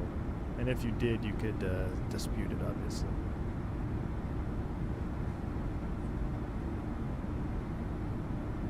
Because up, you know, through 2020, I would agree that 2020 clouds were not that good.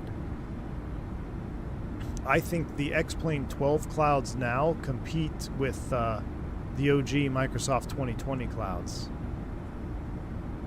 But 2024 with clouds on Ultra combined with live weather, pretty hard to beat, I think.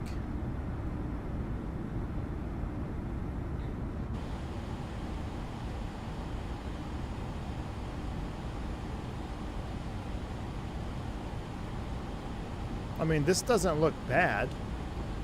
It doesn't look bad, but you know.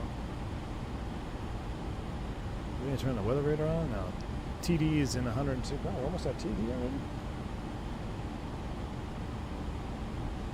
348 miles.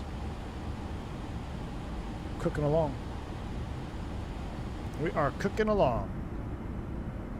All right, now let's listen to the Nimbus 707 real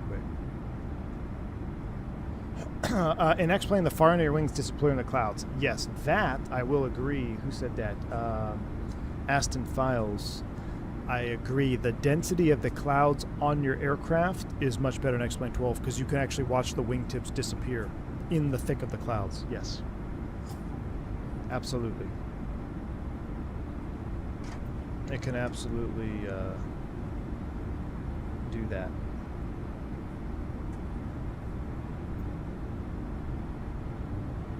Michael Bonga, sorry I missed your milestone chat there. It's been a while, dude. Says, what's up? Can't stay for long. Been busy schoolhouse for ATC, but glad to catch a few minutes. Michael, thanks for the 30 months of support, man.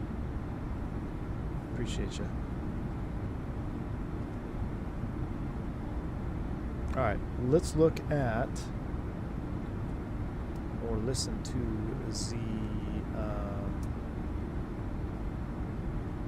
Nimbus 707 sounds, allegedly. Oh, yeah, we got a while. I haven't seen this one. Hopefully there's no music. Let me turn our X-Plane down.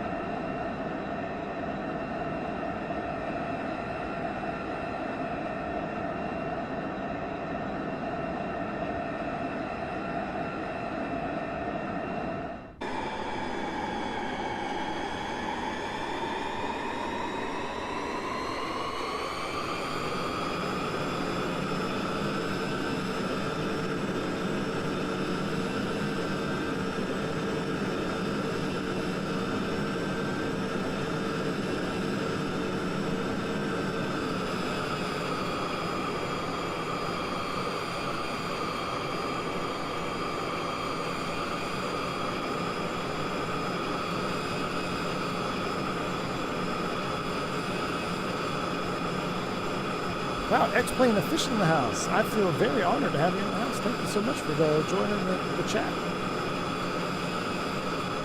I was just saying my microphone was muted. I was just saying that that looks amazing. Right, coming in with this, the lighting reflecting off those clouds.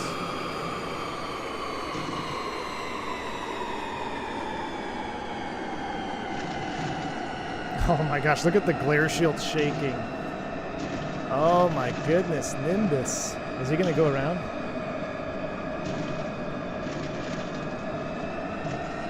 Oh, he's going around.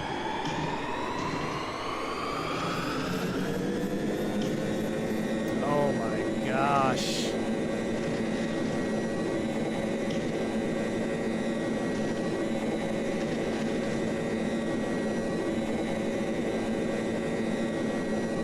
Oh my gosh, guys. We're gonna do a long haul in this airplane. Hold on, pause. Look, we're passing some really good clouds right now, though. Look. See that? That's freaking real life right there. Let's go ahead and let's do my real life. I might just end up saving this view up here. A few seats forward to where I have my overwing view. Look at that. Are you kidding me? Are you kidding me? That is real life right there. Get a spam call. Are you... Look at that view. That looks amazing.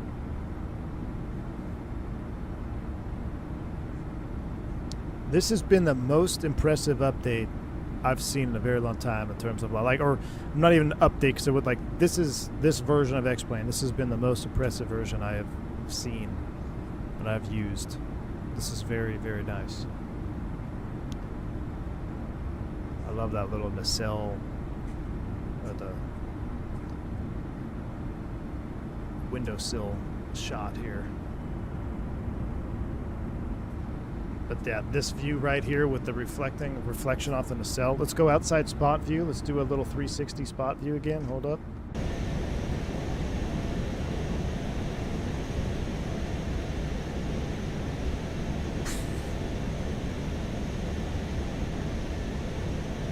The glazing begins. Man, I just can't believe how much I missed straight wing 7.3s.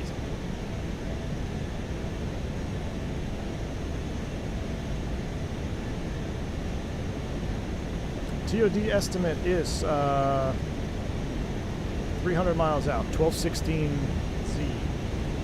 We got just under an hour.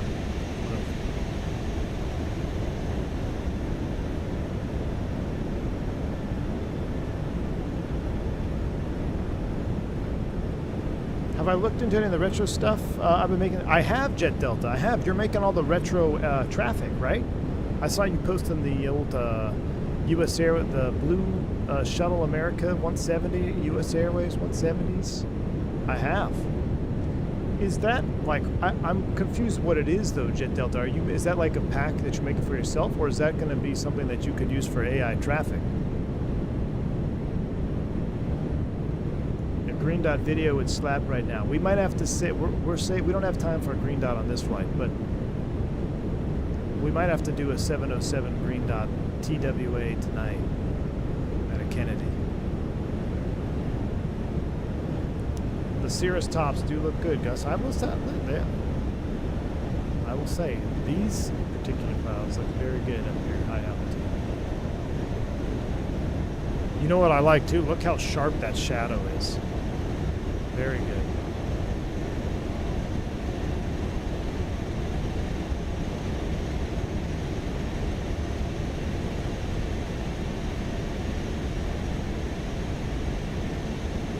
If X-Plane 12 keeps looking as good, Karen will put himself in timeout. I mean, I feel like I'm filming a commercial. So a screenshot. When's the last time I've taken a screenshot of X-Plane 12, guys?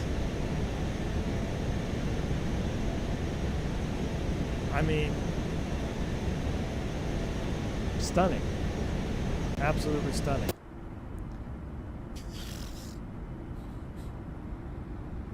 Everywhere I go, it looks amazing.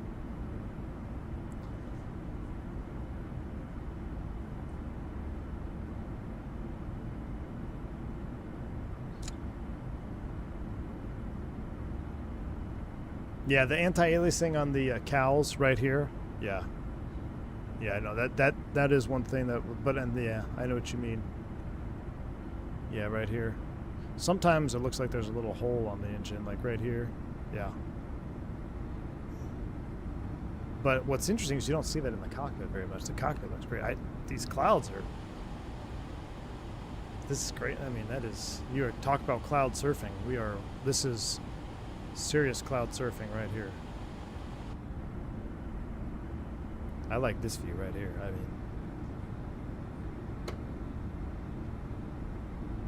mean,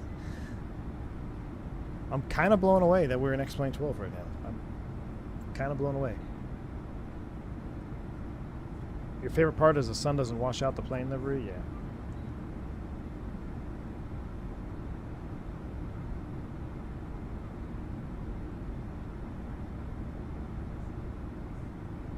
The key to X-Plane is not playing midday without clouds. That is true. Even Microsoft 2024, dude. I that's one thing I just don't like is flying middle of the day. You know, because I feel, and that's the benefit of it being a sim, right? You can fly sunrise, sunset. Middle of the day flying to me is just kind of bland. Even real world middle of the day flying, it doesn't look. It's bright. You know, I showed you guys multiple times. You know what the real world cockpit looks like midday. Every single sunshade is up, the visors are up, the seat is down, like no one's looking outside. So that's the best part about, or one of the best parts about it being a sim. You just fly whenever you want to fly. Look how the wingtip is kind of blanking out the sun, but you got a little bit of sun. I mean, that is so much better than remember when we were in the Tollus, this was years ago, and we found the sun, it was just a circle orb in the sky. Like, that looks great.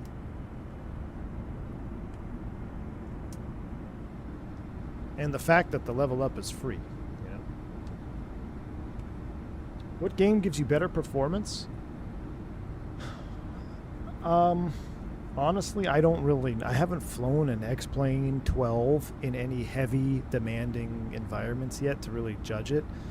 I really haven't had any issues with performance, though, with X-Plane yet.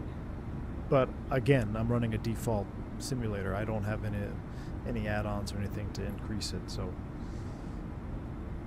The best part about Microsoft I feel like I say that a lot. A good thing about Microsoft 2024 is the auto FPS mod, where you can adjust your level of detail depending on altitude, is a game changer. Because you can run 60 FPS on the ground in Kennedy with full traffic because it automatically reduces your LOD. And then as you climb up, you can increase it to 275. So I don't really have issues with performance in Microsoft 2024. But I'd have to try, I'd have to fly this X-Plane 12 like Kennedy in the weather with traffic, see what it would give me.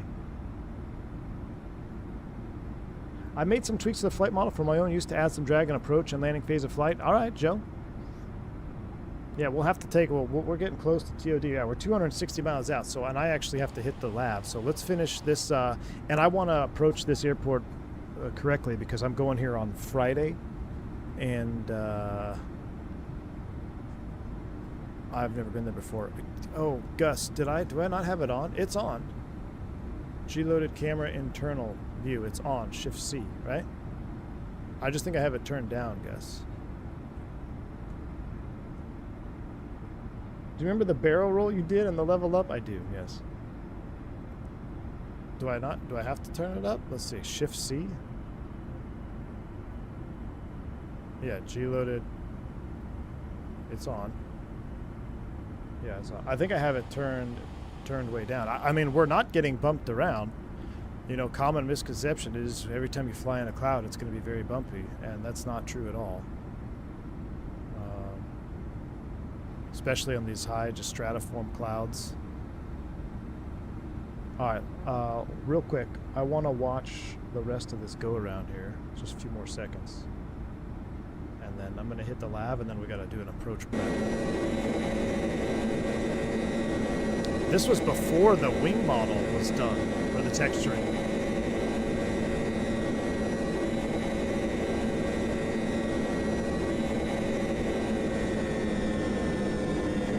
Listen to that reduction.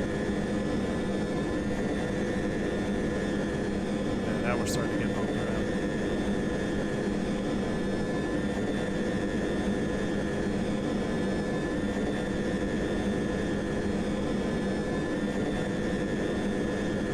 Yeah, that's got me excited, man. That's got me super excited.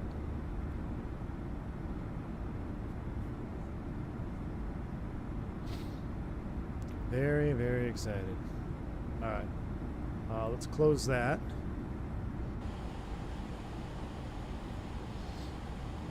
All right. Here's what we're going to do.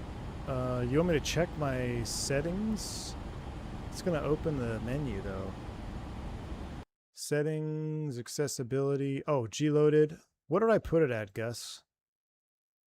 We'll do there. We'll just crank it up just a little bit. All right, and put y'all on the jump seat real quick here. I'm going to run to the lav real quick as we get, and when we come back, we're going to do our approach preparation for, where are we going? Not San Salvador. Honduras. Because I got to look over these charts because it's my first time in here. So, I'll be right back. Let's see. X-Plane official has control. Be right back.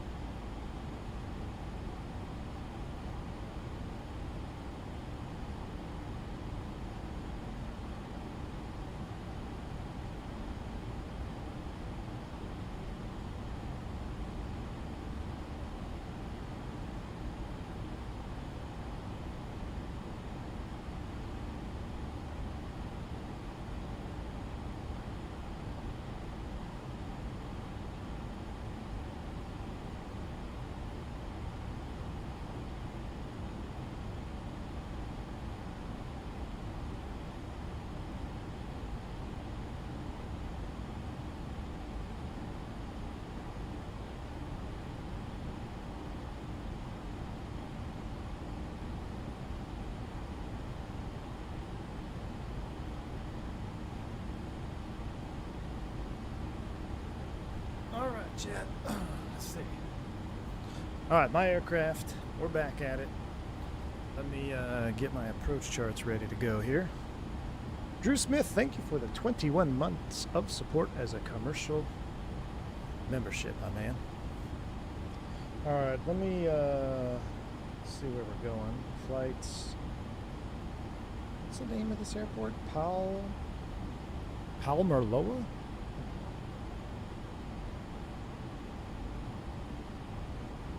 Now the TNT-1 arrival has us coming, okay, off TNT. Let's first check the weather. Winds are 360 at 1.4. Okay, so that's what we want. We are going to land north. So let's go ahead and step through this here. Let's go plan mode. Zoom this down. I'm going to step through this flight plan. So TALAG, TNT, 210 knots or below at 10,000 feet here. Before we change much, let's change our descent speed to 7, 8, and 300 knots. We're going to do 7, 8, 300 for descent. We're going to plan a 240 below 10,000 foot. That looks good. The forecast page, can we mess with any of this stuff? Let's do flight level 300 to flight level 190 for that. And what I've been doing in the 7.3 lately, I've just been putting an ISA +7. And then we'll put the QNH in there. Kind of helps a little bit staying on the profile. Keeps you from getting a little bit too fast, I've noticed. 3008, 3008. We'll do that. We'll execute that. Now, can we get winds in the level up? Let's see if we can request a wind data here. So we're going to do the TNT arrival. That's going to set us up for northerly approach. So no winds, route data, winds request. Okay, so no winds, that's alright, we'll be fine. Let's continue plan. Alright, TALEG, TNT 210 or below, at or above 10,000. I'm going to tell you right now, I'm going to put 10,000 as a hard altitude at TNT.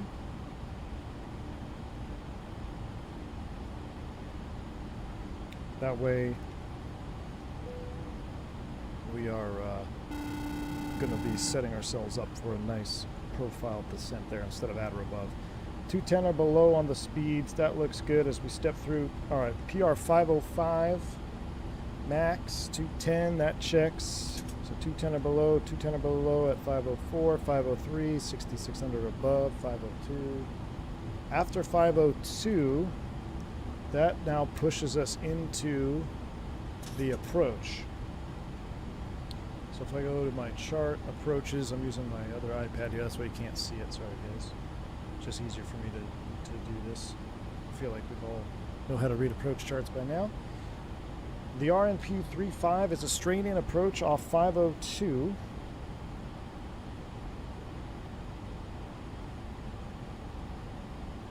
I'm going to make PR 502 a hard 5,200 foot as well. 5,200 feet, hard altitude here. Execute that. Constraint 503, that checks. I moved it up to 6,600. All right. From there, 501, straight in RNAV 35. Final approach course will be 351 degrees. We'll dial that in. Went the wrong way here. We're going a long way around. Pixelated SX 707 Juice and X-Plane Media Discord. All right, man. Thank you, Pixelated. I'll be checking it out. That Nimbus 707 has got me hyped up, dude. It's got me hyped up. All right, 351 on the courses, both sides. Let's see. We are LNAV, VNAV. We are CDFA. No, we are. So we're going to be category D, 2380 on the Barrows. Barrow Min 2380. And why this spins up, I'm going to get the METAR was 3007. 3008.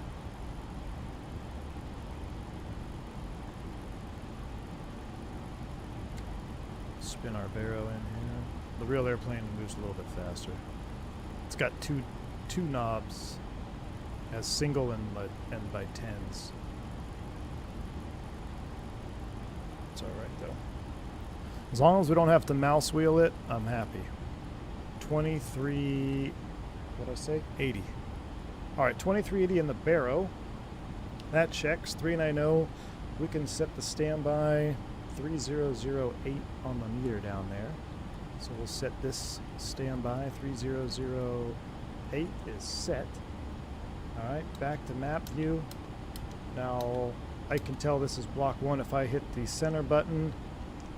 No VSD, so that will be a block 1 aircraft. Easy to tell. It's the easiest way to tell for me. Yeah, this is an 800. This is an 800 with no winglets.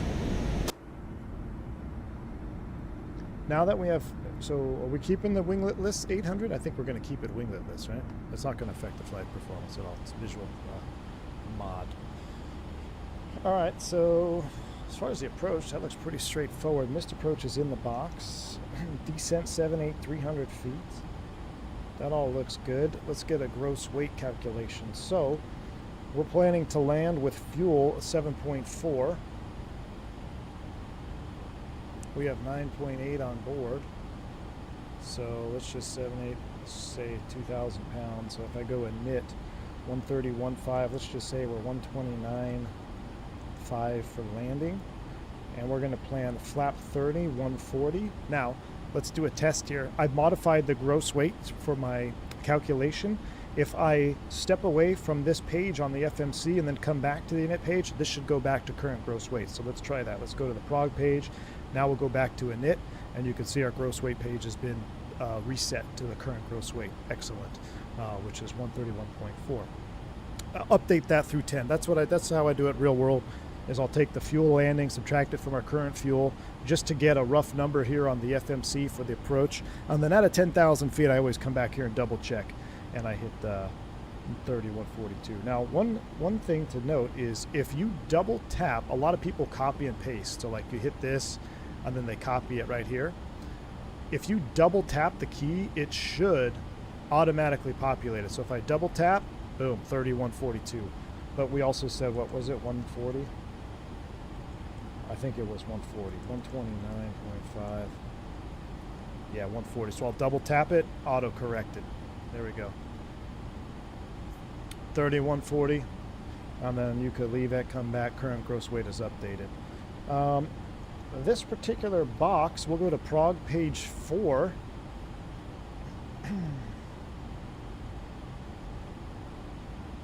Or LNAV, VNAV. We could put this at 125. We might get an amber box at us right now. Will it allow us? There we go. 125 RNP. And then we're not going to change the RNP value here unless it's published on the approach chart, and it's not. So we'll keep that as is. We're about 40 miles from TOD. Let's take a look at the one other thing I should mess around with here is let's see how the duct pressure simulation is. So right now, this is in Celsius. It's about 22°C all the way around. That's pretty good. I'm always freezing in the cockpit, so let's warm you up. Let's see if this starts to rise.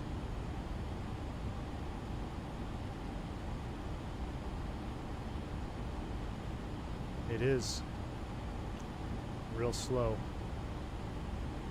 That'll move our CANT cabin temp. Let's see if we can cool off the aft.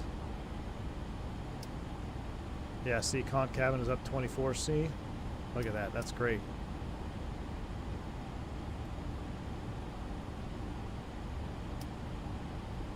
Aft cabin's always a little bit warmer. I mean, that's good. That's good simulation there. That's pretty accurate. Virtual Flight Diaries. You're testing the 707 right now. So far, so good. Are you talking about Microsoft? Dude, I'm stoked. Are we doing... Okay, so tonight, 707 bonus stream? Tonight?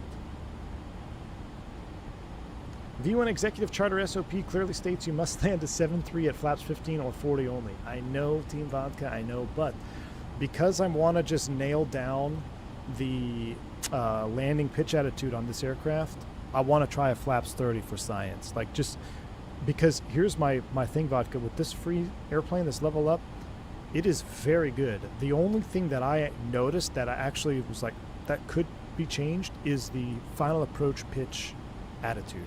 So if level up can lock it in so it hovers right about 1.5, 2 degrees, maybe even 3 degrees. 3 is a little bit high.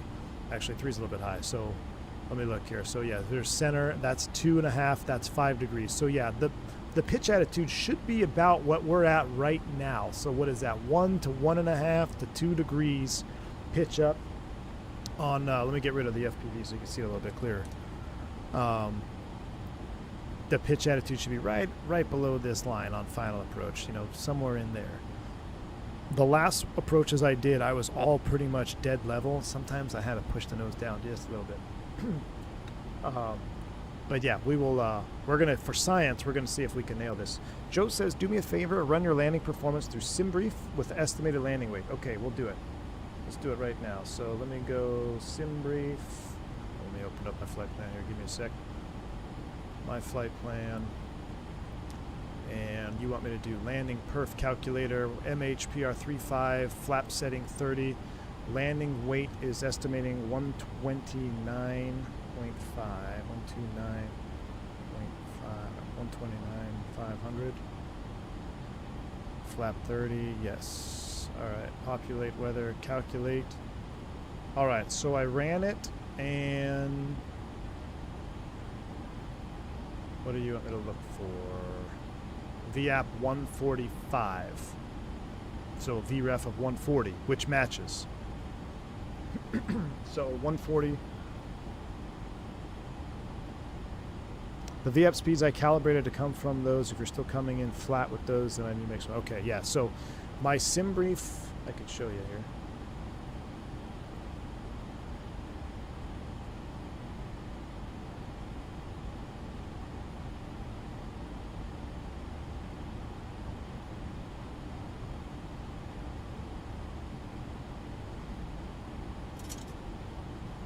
So VAP of 145,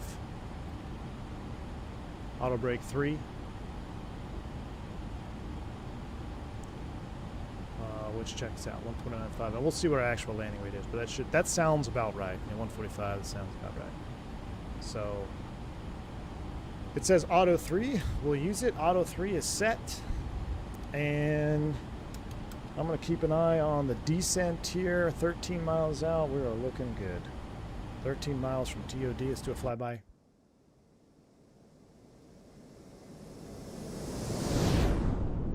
Beautiful. We're about ready to start down, so let's go outside again.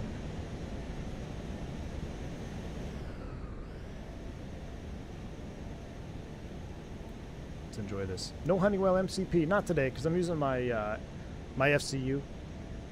It's not Honeywell, so we're doing a Frankenjet today. No winglets. No Honeywell MCP. No VSD. We're doing the Frankenjet.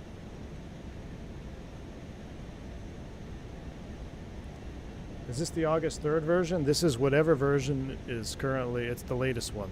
So, yeah, I think so. Whatever the latest version is. Are there any rats on the jet other than wingnut? I don't think so. Look at those clouds. Those look pretty good. TD in 9 miles.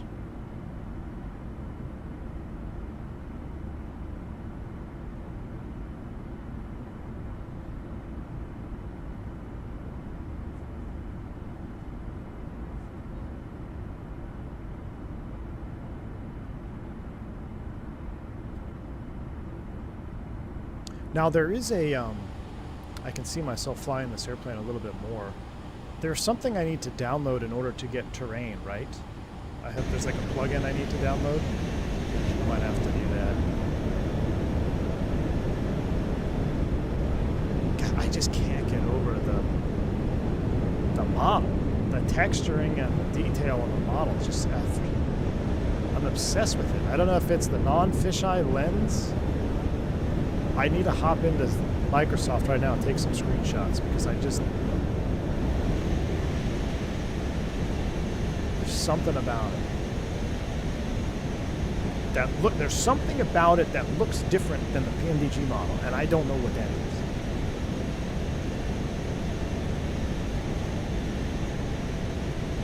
All right. Oh, I never reset the altitude. Chat.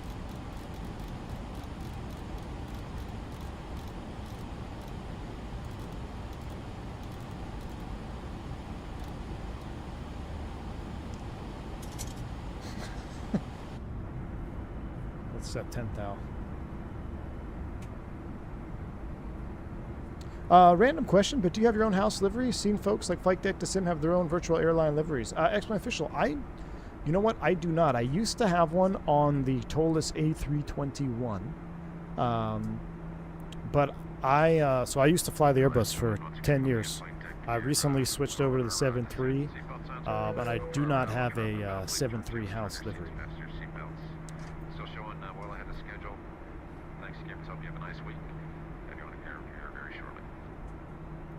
All right, Captain made the PA, so it sounds like the FO is going to be doing the landing.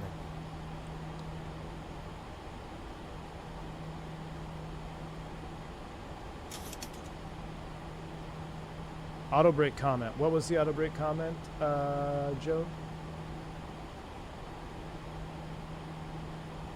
I'm trying to go back. One thing to me, note that, all right, V1 nose. The nose down pitch moment is very strong on our flight model with auto brake 3 and auto brake max. You'll need a fair amount of pressure to arrest this. Well, such is the real airplane. Auto brake 3, the nose does come down fast. So let's try it. Let's try it. Because even, auto brake 2, you really have to grab that yoke in the real aircraft to arrest that nose from slamming. I mean, it's almost like full aft stick after you touch down to catch the nose from slamming. So we'll play with it here. We're a tad bit high. Let's crack the speed brakes. See if we can catch up to profile here. Speed brake crack. Now see this little wispy cloud out here? That is something I've never seen before, and that looks really good. Just that streaky little wispy cloud. That's awesome. Small details.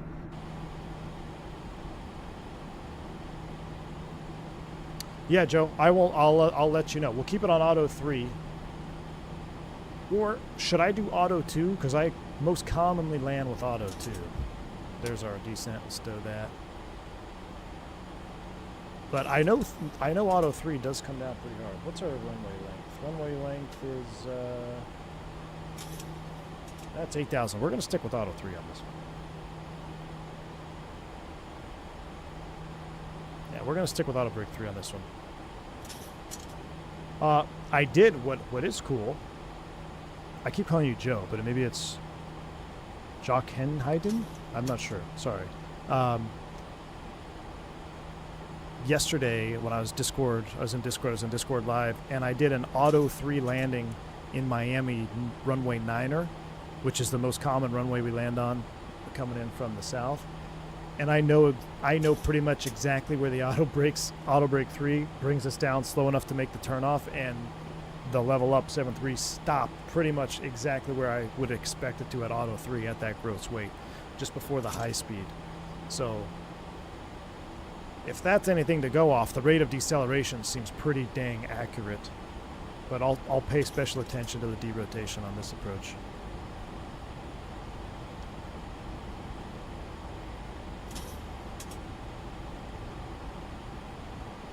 Oh, Joshua Klugman.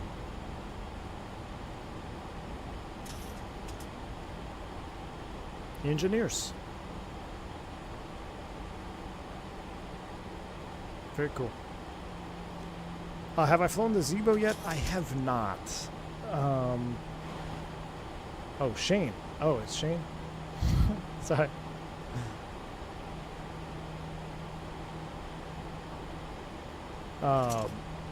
The reason I haven't flown the Zebo, it's solely because the cockpit textures, man. I need an update. I know that may sound petty, but I'm a graphical person. I want my cockpit switches to look sharp. I want textures to look good.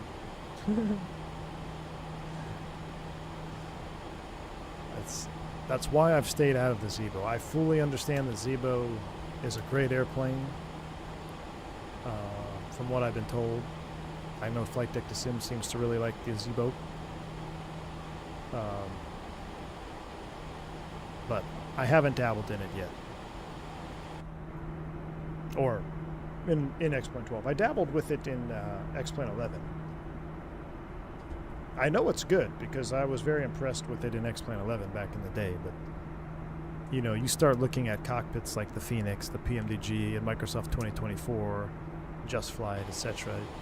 You start to get real picky with some of your graphics. And I know some people it doesn't bother you as much, but for me personally, I gotta enjoy what I'm looking at. You know, if I don't enjoy what I'm looking at visually, I can't seem to get excited about the flight, you know?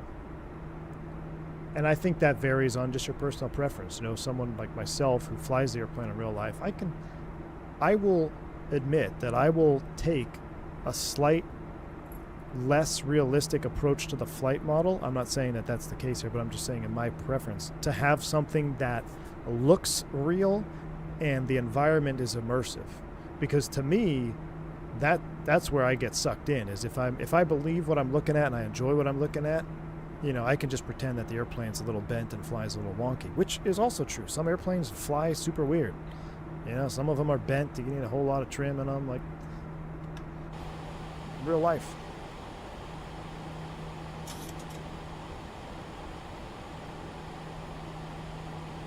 All right, getting ready to go through trans altitude, or trans level is, trans alt is 19, trans level by ETC. We'll just go 19,000 here, and we're gonna set 3008. All right, 3008 sets out of 18,000 feet. Seatbelt sign is coming on, wing lights coming on, logo lights coming on. We would get the fixed lights on.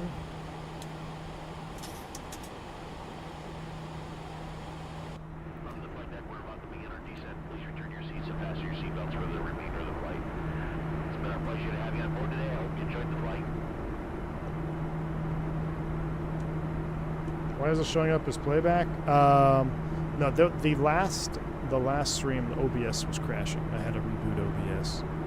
So the one stream that I had set up, OBS crapped out on me when I hit go live. I had to reboot OBS.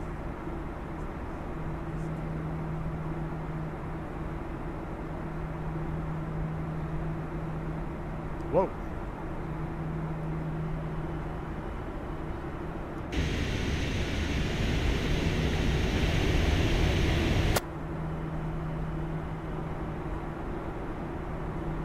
See what it's trying to do.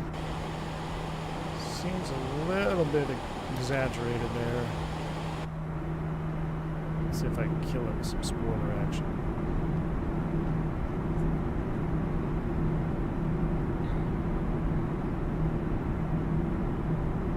I wouldn't imagine getting that too much on descent, unless, you know, there's a jolt turbulence and you're aggressively increasing that component of lift.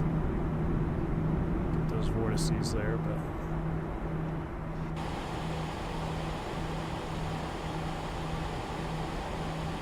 yeah, see, I'm glad we set 300 because look, we're still a little bit high.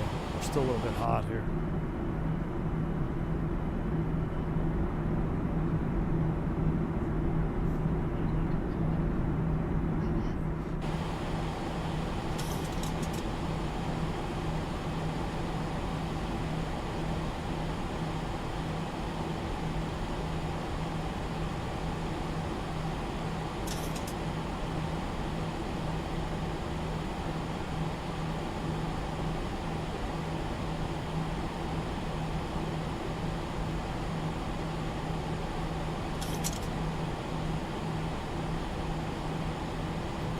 Screens a bit.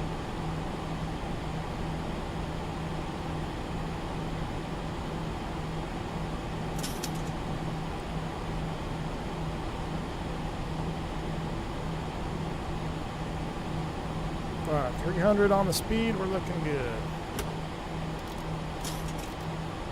It's kind of nice not having to start a replay tool, isn't it?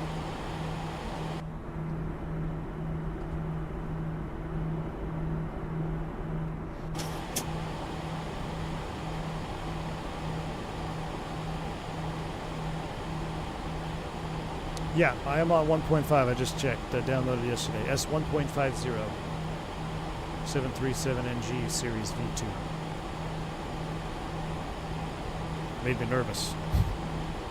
My ND might have looked a little off because I had the brightness down because we took off at nighttime. Now they look a little bit more rich.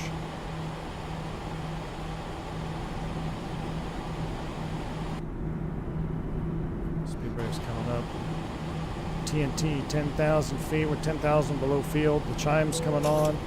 We'll just pretend we're clear to approach and we're clear to land when we would do with the lights there. So 1,000 to go. We'll just pretend, so we don't have to come back to that. All right, we'll go ahead and clear to approach. So we'll set 3,700 in the path. LNAV, VNAV, VNAV path, 3,700 set. And actually, we could set minimums. Let's set it. Clear to approach, American 357. 2,400 is set. Down we go. Fly by.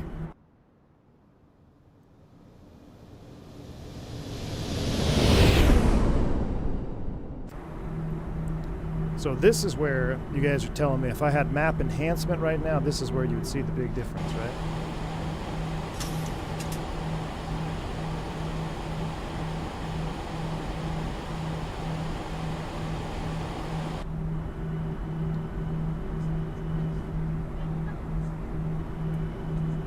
Golly, look at the layering though. That, be honest with you, the layering of the clouds and the light through the clouds, it's pretty good. Pretty good. Looks like we're dumping fuel.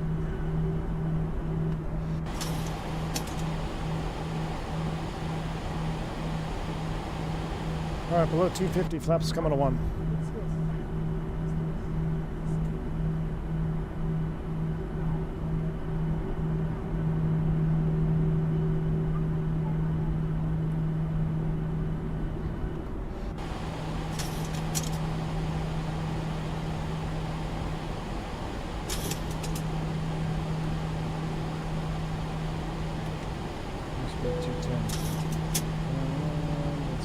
Close the window here for a second. Still 200, so we're not completely out of it. Wipes pizza off face. Welcome back, X-Plane, just in time.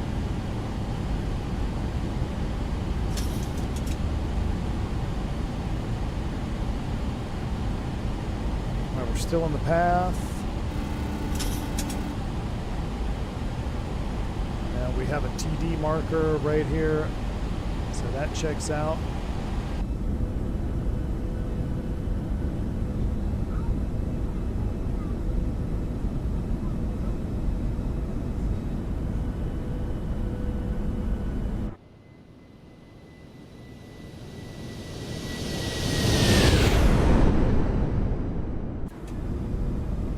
Hey Jay, thanks for $3 super chat. Close the chemtrail valve. I know it. Now the real question is, pineapple on pizza or not for X-Plane Official? Pineapple on pizza? AJ read my mind.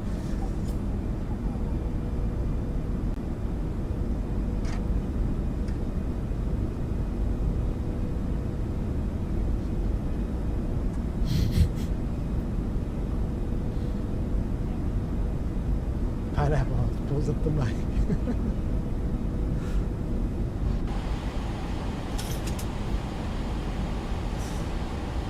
Wood. Yes.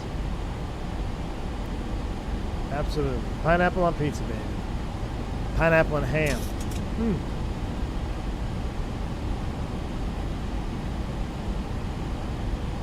Hawaiian pizza, baby.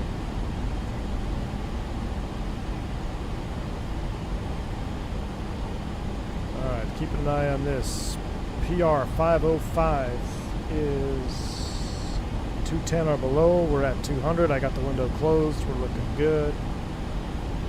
And I'm going to actually wind you back to flap 1 speed, 184.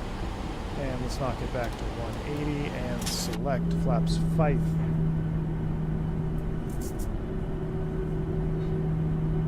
Publicity stunt by Dole. Irish Wheels, I haven't heard anything about current CFI jobs in the U.S. about there not being any. I would imagine there's plenty of CFI jobs. It may be a little bit more competitive now because hiring is slowed, but I haven't heard anything saying where CFI jobs are gone away. Look at the reflections of the dirt and dust on the screens. That was good.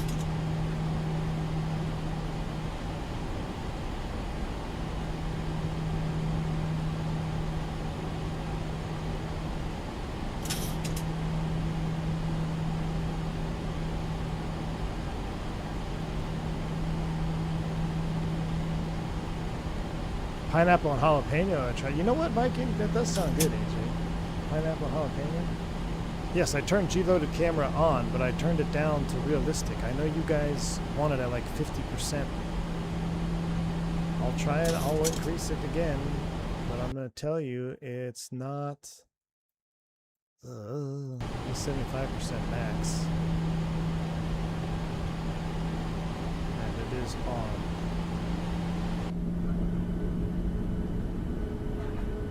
I don't like my head bobbling around like I have no neck.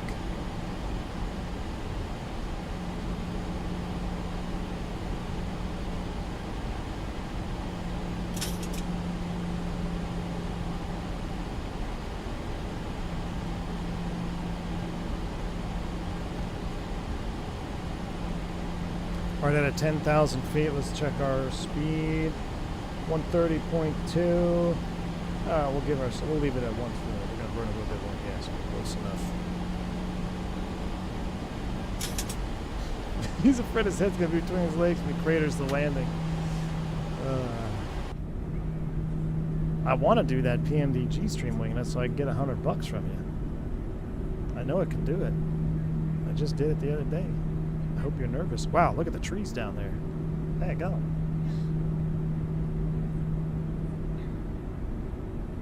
You're out of OPF, Marcel? Nice. You guys are making me hungry with all this pineapple on pizza talk.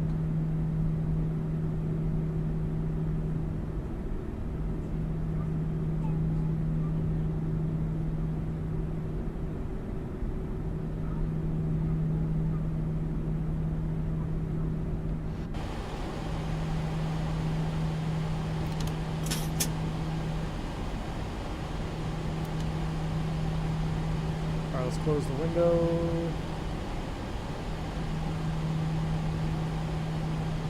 Actually, a little bit high.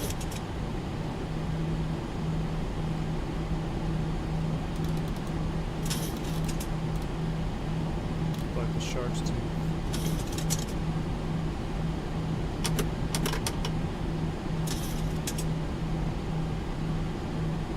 I think I got the runway at 12 o'clock there. Flaps 10.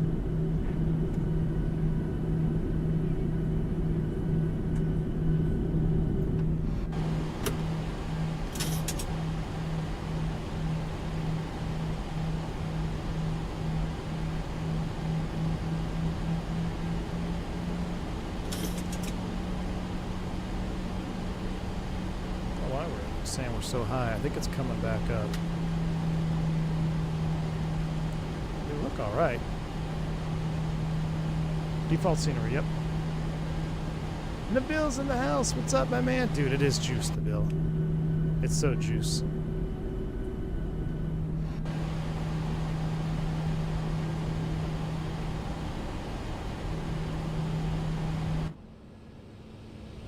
Get out. Lots of things.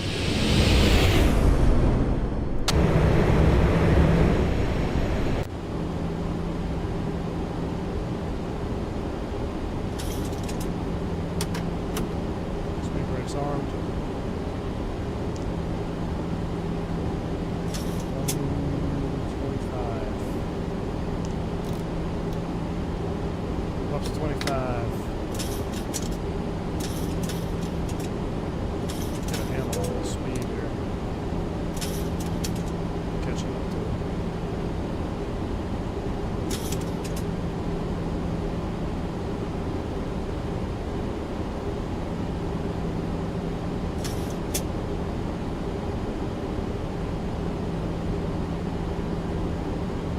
$75. Flaps 30. It's tight.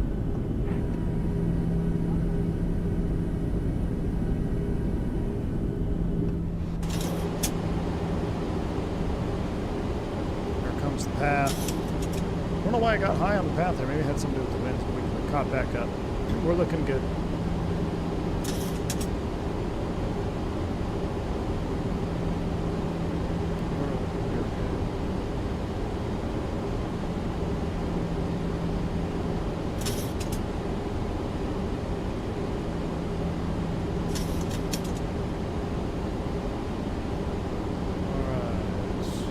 Before landing checklist. Speed brakes armed, green light here. Down and green. Flaps 30, green light. Before landing checklist is complete. Autopilot is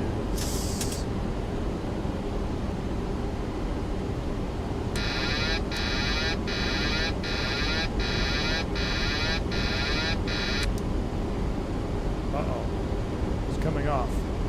I've got no yoke, chat. What's happening? Oh, because we opened the menu. There we go. I had to reconnect my Bruner because we opened the menu settings. It should have scared me for a second. We're good. Lost my light over here to the left. Every time you open the settings in X-Plane, if you have a Bruner, you have to reconnect. Okay, so you see what I mean here? We're our nose low. Right at 145. 1,000. We're sinking more than 1,000. We'll try to shallow it out. Like, FPV is right at 3 degrees, and we're nose low on the horizon. That's the only glaring issue I see. Try to slow it. We're right at speed, maybe 140. Yeah, see, every time I want to come up to that 2.5 degrees, get higher. Auto throttle's coming off, my throttles. Approaching minimum 400. Missed approach altitude set 4,000. Yeah, see, I wanna put the nose up and start to climb. So we're gonna drive it down here. Needs a little bit more drag in flap stern. 100. 50, 40, 30, 20, 10, 5. Oh yeah, that nose came down quick. I liked it though. I liked it. Manual brakes. 80 knots.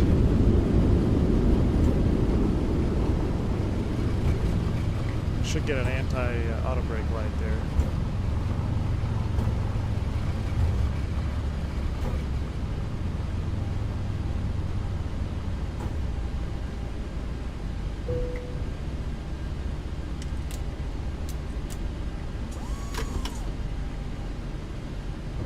Ladies and gentlemen. You may now use mobile phones and other handheld electronic devices. However, laptop computers may not be used at this time. Before you leave... Welcome to Honduras. Alright, after lands, that's coming off. Flight directors, 1, 2, those are coming off. Get the APU cooking. Wing light, steady, logos off.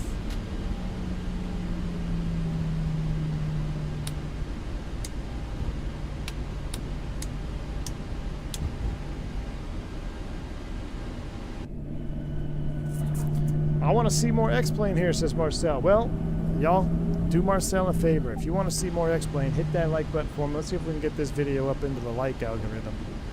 That way we can get some more X-Plane content going. I thoroughly enjoyed this flight, I'll be honest with you. I really enjoyed this flight. A shout out to X-Plane Official for stopping by, and also Joe from the Level Up team. Awesome to have you guys here. I'm going to make white sauce with all this butter. That was definitely a buttery. It was a little, just a hair. But see what I mean? Like, I think I'm going to have to watch the replay. If we had a touch more drag at flap 30, the nose would have been up a little bit more on final approach, and we would have had a little bit less float. I think that's, I mean, we're getting real close to having freaking really nice flight line. We'll park here on this first gate. Love the X-Plane default airports.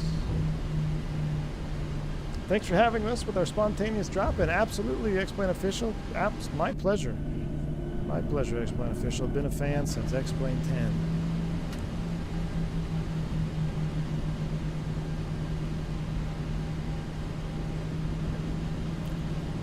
Wait, does this have a DGS? It has a DGS by default?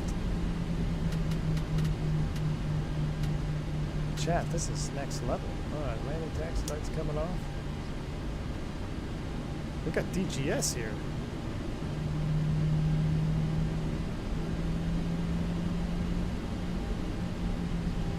Yeah, sub 60, Joe, like 58. You know, I'd say 57, 58, in that range. It's telling me to go right, but I don't believe you. Come on, we gotta be so close to perfect. Oh, come on.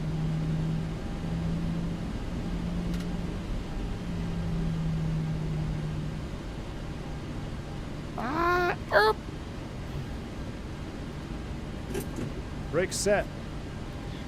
Okay. Red, white, blue, shutdown 1 and 2.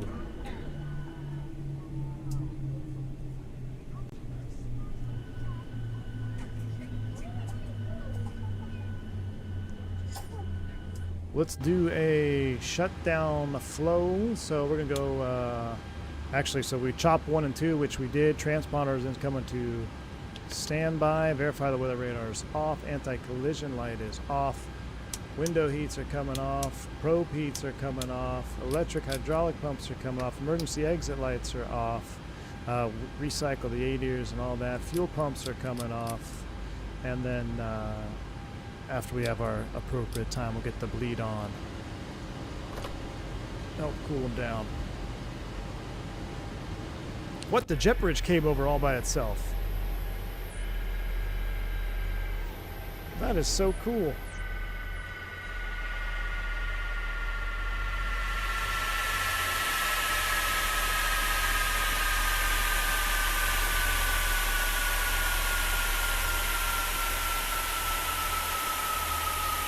I accept your thanks on behalf of our entire team. Absolutely, man. That was a whole lot of fun. Thank you for being here, hanging out with us. Yeah, that's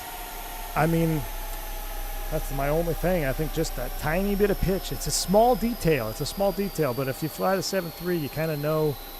You know, if I look at my pitch attitude, I can tell exactly where I'm supposed to be with the power. If I look at my power, I know where my pitch is supposed to be, and that's just a tiny bit off. But other than that, as far as hand flying or through the approach, the departure, the rotation, I honestly wouldn't even go down the route of worrying about the auto brake 3 nose coming slamming down. I kind of forgot after you told me. I'm going to try another landing and I'll try to catch the nose with some more full aft stick. But the nose on the 7.3 comes down fast and it comes down hard, so I wouldn't even go down the rabbit hole of changing it. I think that is pretty dang good, man. All right.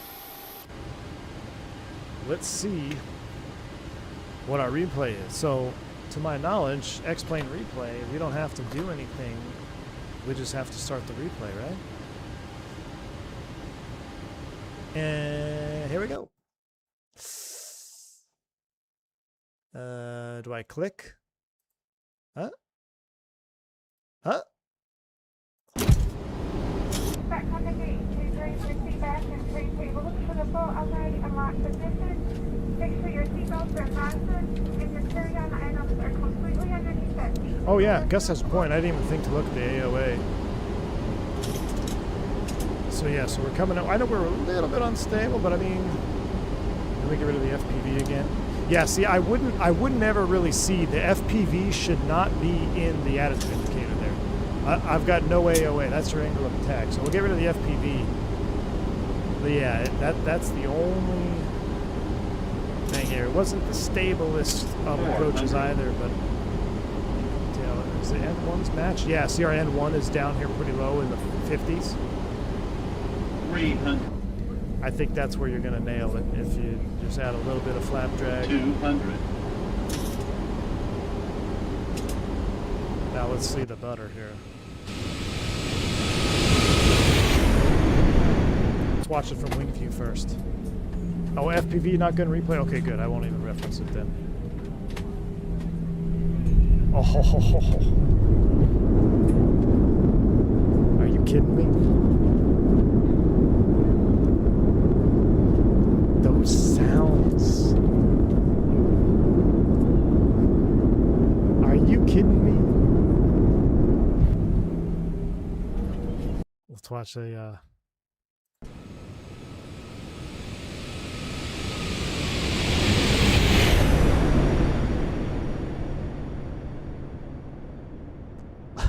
yeah, look at that nose drop. That's good. That's good, man. I wouldn't even think about messing with the nose drop. Let's do this one.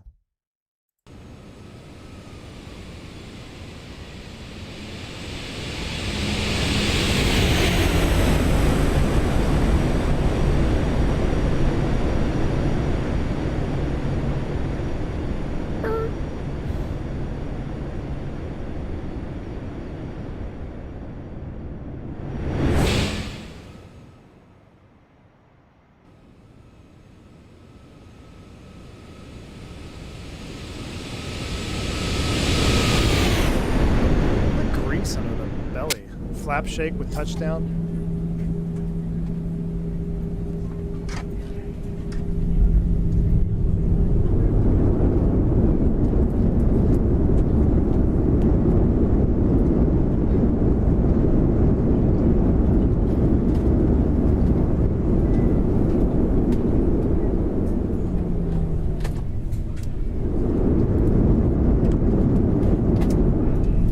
Yeah, this replay system is nice. And you know what? I wonder, I don't know, I wonder how hard it would be to have this replay system, even in X-Plane 12 like this, but be able to save it separately.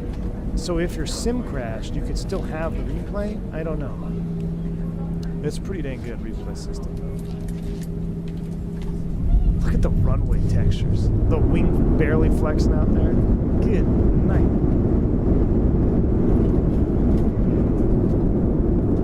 Oh, you can save it in the menu, AJ? I didn't know that. I'm not going to do it right now. I'm just saying I didn't know that either. I'm curious. Can I just for... Hold on. I want to see something. I don't know if I can adjust this. 400. No, I thought I could maybe throw winglets back on it just for semantics.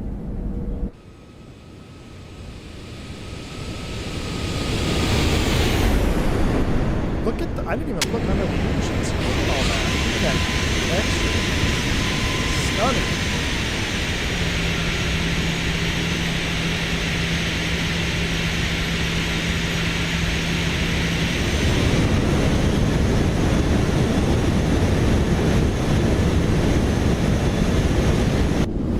BKG, yeah, I think we're going to try it tonight. I got to get, the wife's going to be picking me up here soon. All right, real quick, couple things I want to try. So let's go to the gate. Then I'm going to go here, replay mode off, unpause the sim. Now, I want to show you guys something. My settings, let's go settings. I think 50%. Let's try 50%. I know you guys like the big wobbly wobbles. I'm just saying that looks a little unnatural from my perspective. I'm going to dial it back a little bit. I want to see what difference it makes. And then I want to customize variants to make everybody happy. Let's put the blended winglets back on. And let's see if it will take that in replay mode. Oh, it will. Beautiful. Look at that. All right, so we got winglets on. We got a couple replays on. I'm going to, what I move it to, AJ, 50 or 25%? I can't remember what I moved it to. But I will say, this flight was a whole lot of fun. I'm going to get sail going, and I'm going to wrap it up with this replay because I'm going to go download the Nimbus, or not the Nimbus, I wish it was the Nimbus. I'm going to go check out the latest 707. We might do a second stream this evening in the 707, depending on how good it is. So keep your notifications on. Make sure you hit the like button on the way out. This has been a whole lot of fun. Austin likes the large head wobbles. We had to pull him away from that ledge and put a slider in. Thank you so much for that, because yeah, that I do love having the slider. Everyone's different, you know. Austin loves head wobbles. I know there's a lot of people in the chat that like the big head wobbles. And, I mean, they have dedicated programs for that at Microsoft that I don't even dabble with because I'm not a huge head wobbler fan. But yeah, the slider is the best of both worlds. It allows you to customize it right where you want it to be. So I'm just so happy that we had such a good stream. I mean, X-Plane is in my roots. It's in my DNA. I've been away from it for a very long time, but I am very impressed with where it is now. And it just makes me excited for the future. It makes me excited that we can start throwing in some X-Plane 12 into the rotation now too. Look at this view. Look at the, even though we don't even have map enhancement, look at the haze, the volumetric haze and clouds over there. It just, my goodness. All right. I'm out of here. Y'all stay safe, stay healthy. I'm V1. I'll catch you on the next one. Shout out to all the supporters. You guys have been awesome. See you in chat. I'm out of here. See ya.